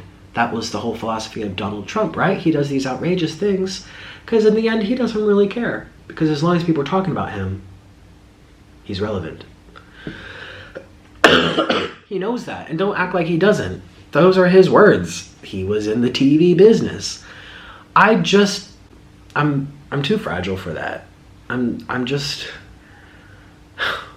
very feminine in what, yeah, I don't like admitting it. Sometimes I wish I was more masculine. Like, I'm attracted to the gay guys that are really masculine. And I think it's because I wish I was more masculine. Yeah, Orland was definitely more masculine than me. And which is funny because a lot of times I was the top. But that doesn't really mean anything. But sometimes it does. It means you're the person in control. You're the one in power. You're the one saying, do what daddy says. But that was just in those instances. The rest of the time, he made the decisions. He told me what to do. He said, do this or don't do this. Also, he was also in charge of everything because he spoke Spanish. He paid the bills, he talked to the landlord, he paid the car insurance. I couldn't do it. I mean, I would give him the money, I would pay for everything, but I couldn't be independent in a place like that. Even if I did speak Spanish, it's a little too scary and dangerous to be walking around as someone that looks and talks like me. I would have an accent. It's a dead giveaway that I'm not Colombian. So it's just, I've always wished that I could be that way, more masculine. I'm very feminine, very fragile. Shout out to B Loves Life. Another shout out to another mukbanger who, I hate shouting out people at the end of my videos. But I'm sorry, that's what happened. I'm done eating and I'm talking, but I'll do another one where her and Peggy and all of them, Peter, in the very beginning, shout out to you, thank you. She made a whole video about me, but again, it wasn't a drum. It was in a mukbang, so she had talked about me, but talked about other stuff. I don't like when the whole video is about me, if my name's in the title, and it's like, Nikocado, a liar, people are calling me a fraud before. It's like, I don't sell anything. How can I fraud you? Anyways. Well, not only that, even if she hadn't talked about me in one of her videos, she had reached out to me and she left comments under my videos as well and was saying like, here's my email, let's chat. I'm really worried about you and I want you to know that I'm here to hear you out. That's really nice of her. I don't know her. She doesn't have to say that. But she did. And she's done that multiple times actually. And I really appreciate that. I really appreciate that. What was I gonna say? What did I bring her for? Oh yeah, in the video that she had talked about me, she was like, Nick is, I see him as being easily, what word do I want? Frazzled, easily bothered, easily worried. I worry. That's actually, when I started going to therapy in middle school and even elementary school, the biggest thing that my parents would tell I saw Medi, it was all the same thing. He's always worrying. He's always worrying. And I hate to bring it up, but one of my earliest memories of being worried is when my dad, I didn't finish my food for dinner, and my dad pulled me aside and said, your mommy and daddy worked really hard. We worked so hard for you for this food. And if you don't if you don't eat the food, you're gonna hurt mommy and daddy. And that there doesn't seem anything wrong with that, teaching the kid to finish its plate. But for whatever reason, I think of that all the time. And my dad he is such a good dad, but that really scarred me. And he did it to teach me manners. He did it to teach me thoughtfulness. He did it to encourage me to be mindful of what I'm doing. And yet I took it such a wrong way, it made me worry. That was the first time I ever felt worry. Like that, the earliest time I can remember. Because I don't remember a lot from when I was a child, but this probably happened when I was 5, 6, or 7, 8. I'll never forget. That was my first sense of I'm worried. Mom and dad are not gonna make money now. Mom and dad can't pay for my food. Mommy and daddy are hurting. And that's been in me for as long as I can remember. I worry a lot. And all the therapists, my parents say, he worries about everything. He worries if we leave the lights on. He worries about our electricity bill. And then since I have OCD, he goes around the house, he turns off the electricity nonstop. He's always turning the lights off. We're in the room and he turns the light off on us, says, we're trying to save money. And I'm 8 years old and I'm telling my mom to save money. It shouldn't be that way, but it was. It was OCD, like I don't like the lights being on if not being used, but also I felt worried. I worry very easily, and I think that's the wording she used in her video about me. And I was like, she hit the nail on the spot. I worry very easily. And I've never told that story before, so it's not like she would know that. Oh, you guys, life is so crazy. But thank you to her. Thank you if you're watching. You guys tell her I acknowledge it. But again, I should say it earlier. What are we, like an hour into this video? So, what else can I talk about? Well, I'll kind of... when you first break up with someone, you can't decide... Well, you're obviously shattered in the beginning. But now it's been a month. When he broke up with me, I was still in Thailand. I was 2 weeks before I left for Singapore. I went to Singapore, now it's been 2 weeks. It's been a month. month and a half, at least, since he officially said, Nick, now that you're gone, I don't want you coming back. And I was shattered in the beginning, but after a couple of weeks, more so in Singapore, coming out of Singapore, even though I'm sick physically, now I get these weird little whiffs. You know, when you walk into Macy's department store and you get a whiff of perfume, you're like, oh, and then you walk away and it's gone. But it was just that moment of, oof. I'm getting these moments of, oof. I'm getting lots of DMs on Instagram from girls and boys saying, Nick, I've always thought you were cute.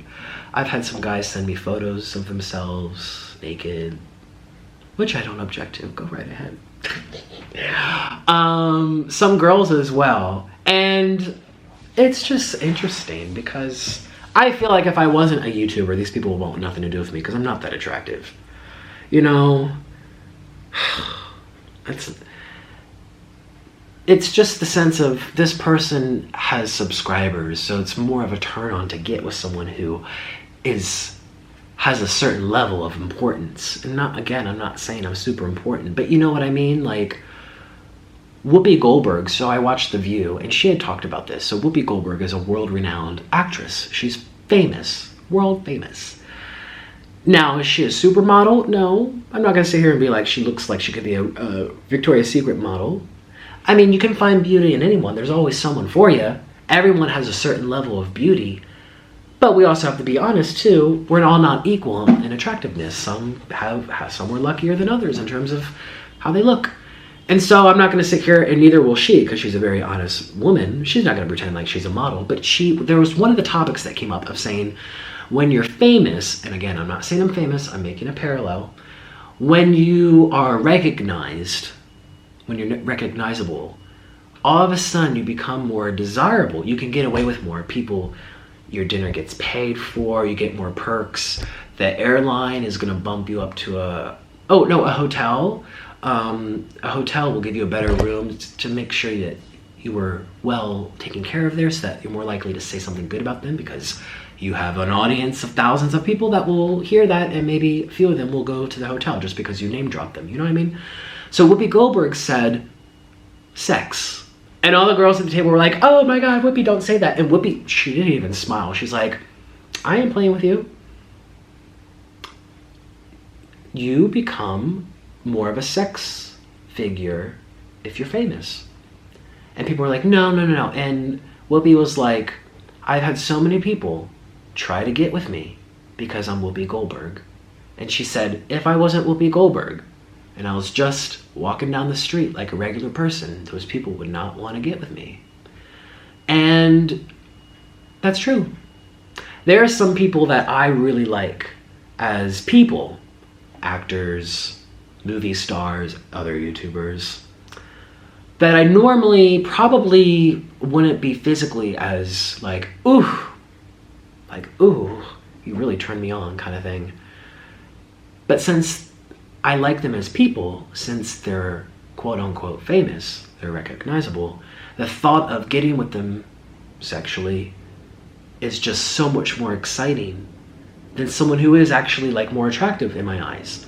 Because it's that element of both of them together.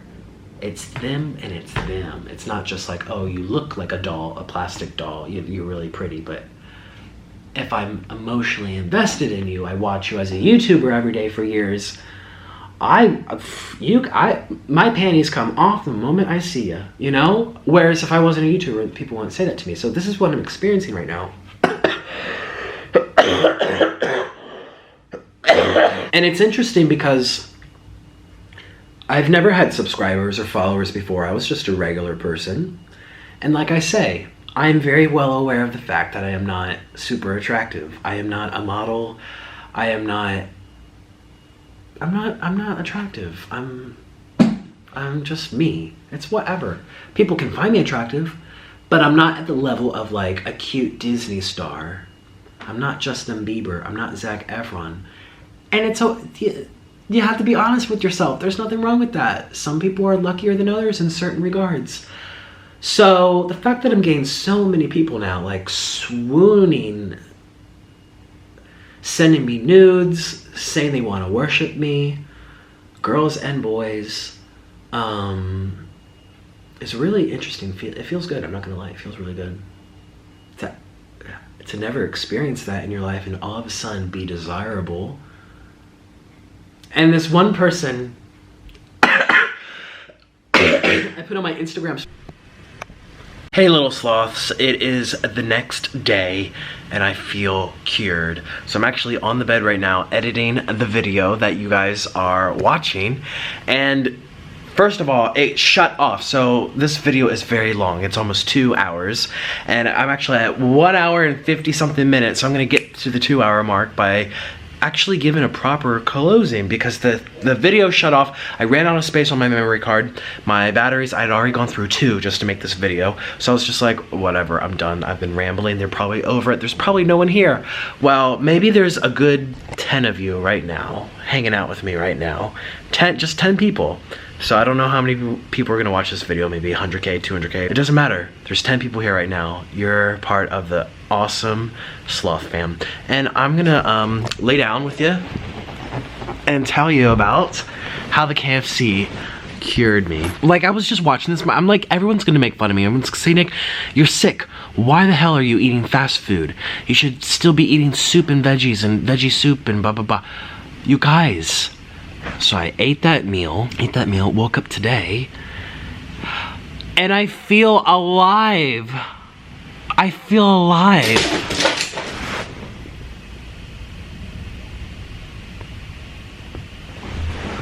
My God. Oh, my camera stand fell down. That scared me. Oh my gosh, I thought it was a ghost or something. I feel so alive. I feel my nose got unclogged, my dripping by my throat. I still have it a little bit, like like if I tell myself it's time to cough, it's time to cough. But in general, I was having pins and needles in my hands, in my arms, on my feet. Those of you that follow me on Twitter, you guys know, because I was tweeting about, I'm like, I'm on day 13 and I still have pins and needles. I need to go to the hospital. I was about to go to the hospital 2 nights ago. I was about to go to the hospital. I don't know why I didn't bring that up in this video. I know I talked about the first time I went to the hospital, but I didn't talk about not needing to go again. I didn't bring about my circulation was really, really bad. I was feeling pins and needles, and I did some like self-diagnosis. I did some research and stuff, and everything I found that said that it could be anywhere from low blood pressure, which, you know, if I'm not eating food, I got low blood pressure. It can be electrolyte imbalance, not enough potassium and sodium. If I'm not eating much food, that's a possibility. It could be so much. It could be stress, anxiety, also causes pins and needles to occur in your extremities, meaning your feet and your hands. So I was just like, see, this is why I don't like going to the doctor, because I know that there are many possibilities. I also had a chronic coughing syndrome that was incurable, and I actually cured it. I made all the symptoms. I put myself into remission from it. It was something that would plague me 6 months of the year. Gosh, this video, I should title this, Why I'm a Walking Mess. Like, I'm talking about my OCD, my ADD, all my problems, all my distrust, I just am such a mess. Let's just add more to the pile. But anyways, I was gonna say, yeah, this is the whole doctor thing. My mom, since she's a nurse, she was so determined to find out what was wrong with me. Coughing, like how I'm coughing in this video. I used to cough like that for 6 months of the year. Ask anyone that went to school with me. I used to take inhalers in orchestra. I used to like have coughing attacks. I used to walk off stage. I used to get kicked out of the classroom because I couldn't stop coughing. It was bothering the other students. I just cough. The next step, I talked about this in my other videos before, but the next step was going to be me going to get surgery. They're going to put something down my throat and like take a piece, a biopsy, and then cut whatever. But then I went to college, and then I did a raw vegan cleanse, and for the first time in my life, I didn't have any issues. I stopped being vegan. The issues didn't come back, but I did notice the cough did come back when they were doing construction in our apartment, me and Orland's apartment, the third apartment, the third one, the one that you see more recently. We've moved a lot, but the third apartment, they were putting a new floor and there was dust and we had to live in it, and I was smelling the cement and breathing it all day long, and I was getting the coughing. So I think it has to do with inflammation, or who friggin' knows?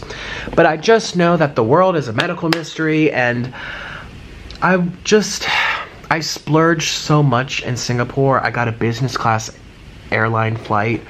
I went to a $300 a night hotel, more like $400 a night hotel for 3 nights. 2 nights, 3 days.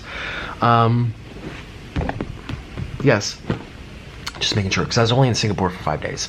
3 days there, 2 days with my friends. So, I just blew a lot of money because I needed to feel good, and I don't regret it. I feel great, but that's also why I was hesitant about going to the hospital in Singapore. That's why I was hesitant about doing anything, because I'm like, well, I just blew through $1,000, $2,000. No, the plane flight was a good deal. That was only $300 or $400.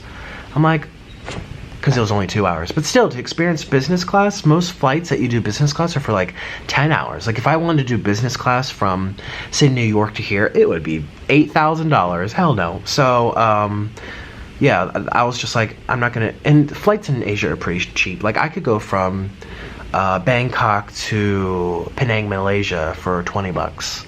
I could go from Singapore to Davao, Philippines for $30. Like flights within Asia are really cheap. So anyways, I just was I'm more conservative with my money now, because I blew a lot of it to make myself happy, and it did, and I'm not complaining. I'm just saying, I'm trying to make sense of this video, because I'm editing. I'm like, wow, you guys, I was all over the place.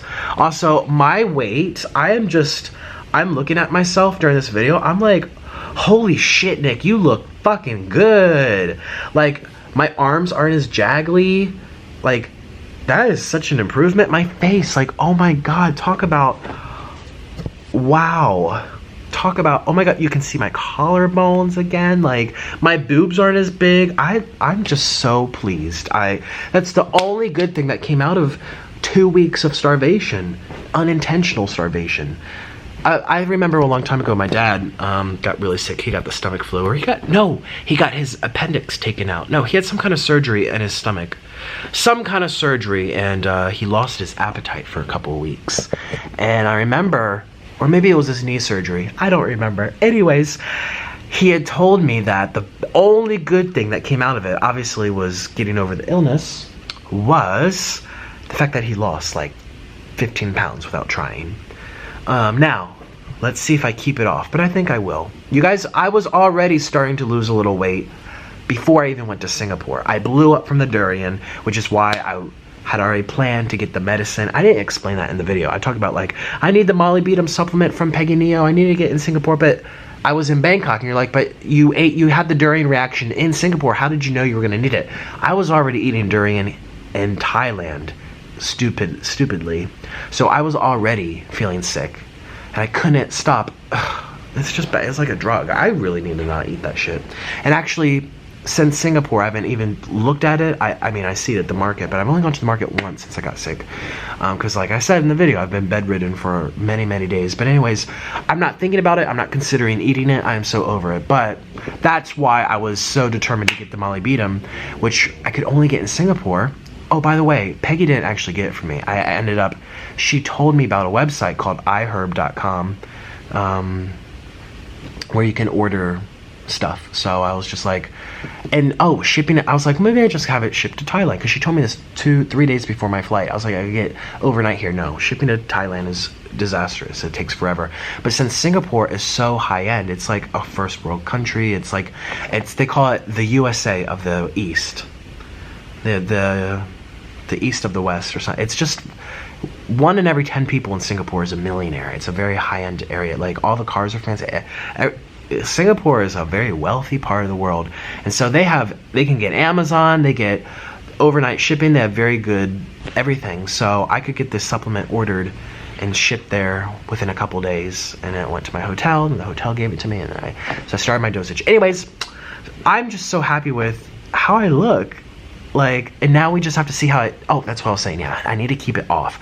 Before all this happened, I was already starting to lose weight. I've been having 2 cheat days a week where I eat for the Holy Spirit, aka my happiness and my mental sanity. And also, that might be a nice time to film a mukbang, which I haven't been doing, because again, now I'm starting to feel better, but the whole past month and a half, I didn't feel like filming anything. Like, can you blame me? So I've been keeping out carbs to like a minimum, like no carbs. Eating mostly seafood, lots of seafood, vegetables, a little fruit. That's really it. I'm doing like a seafood pescatarian diet. Not overeating, doing exercise. And I was already starting to see results. Now that I lost all this weight from being sick, I'm going to keep on doing that. So give me another month or two and look at Nikocado avocado looking good. Ooh, I'm so happy. It feels good to, feel good. It feels good to have confidence. And for most of, yeah, I got overweight. I've gained weight, but it never really affected my confidence until now. Now that I am single,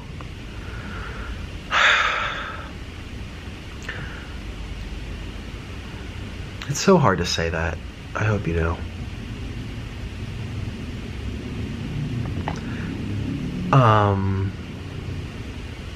What was I saying? I don't even remember.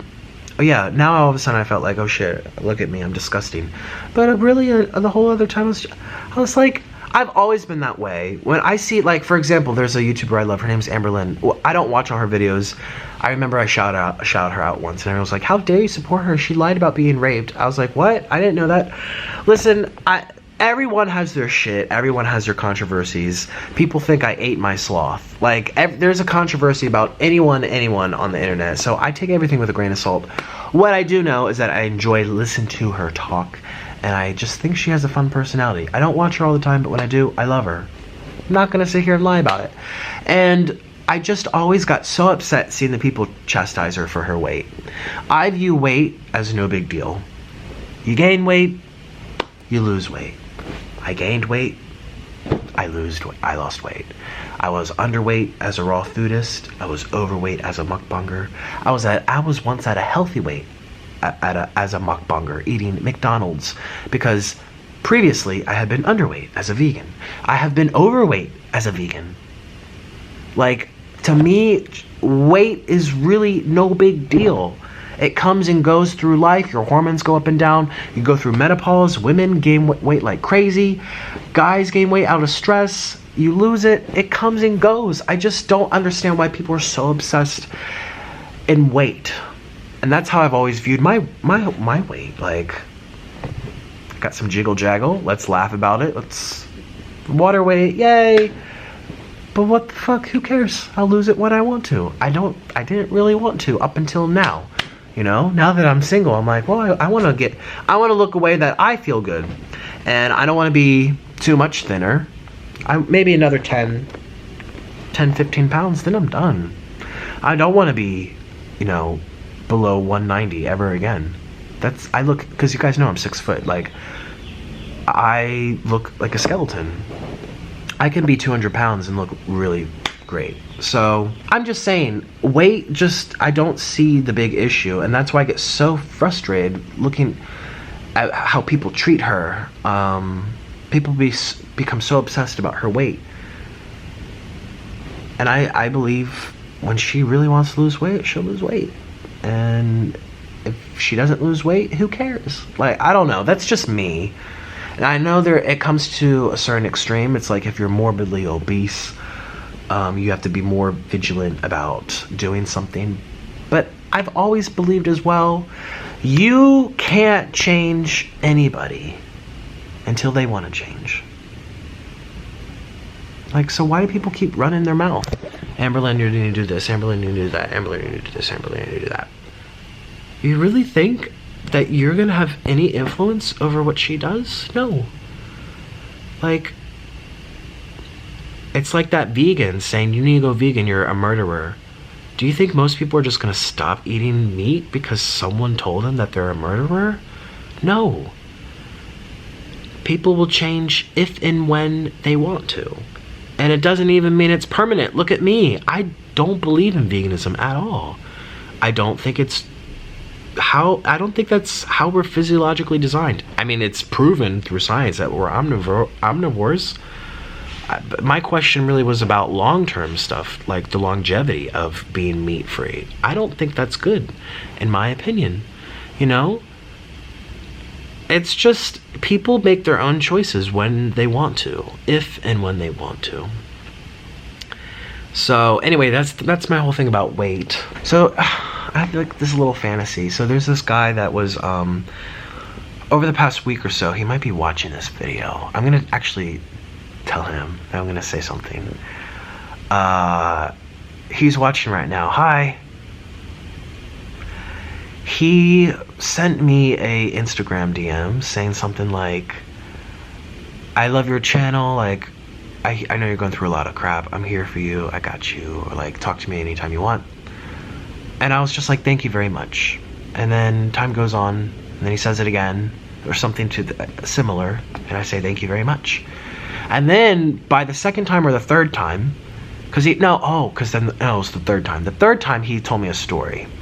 Now I'm not gonna say his name. I'm not gonna give his identity away. So this could be anybody. He told me a story. Well, maybe he doesn't want me to say. Okay, maybe I shouldn't say. He just told me a really fascinating story about how he came to terms with his sexuality. He has always been with girls, or he liked girls, and then he went through a life-changing moment where his world was turned upside down. And through that I should ask if I'm allowed to talk about it. I don't know. I think since I have a crush on him now, that's why I don't want to like make him feel bad. He's so cute. He is so different. He's so different. He has tattoos. He's really like tough guy. His interests are like cars. Like, he was a straight guy like his whole life until recently. He's not that old. I think he's a couple years older than me. Maybe he's my age. I actually don't even know. We might be the same age. So that's kind of new. I don't know. So I like this fantasy of like getting with him.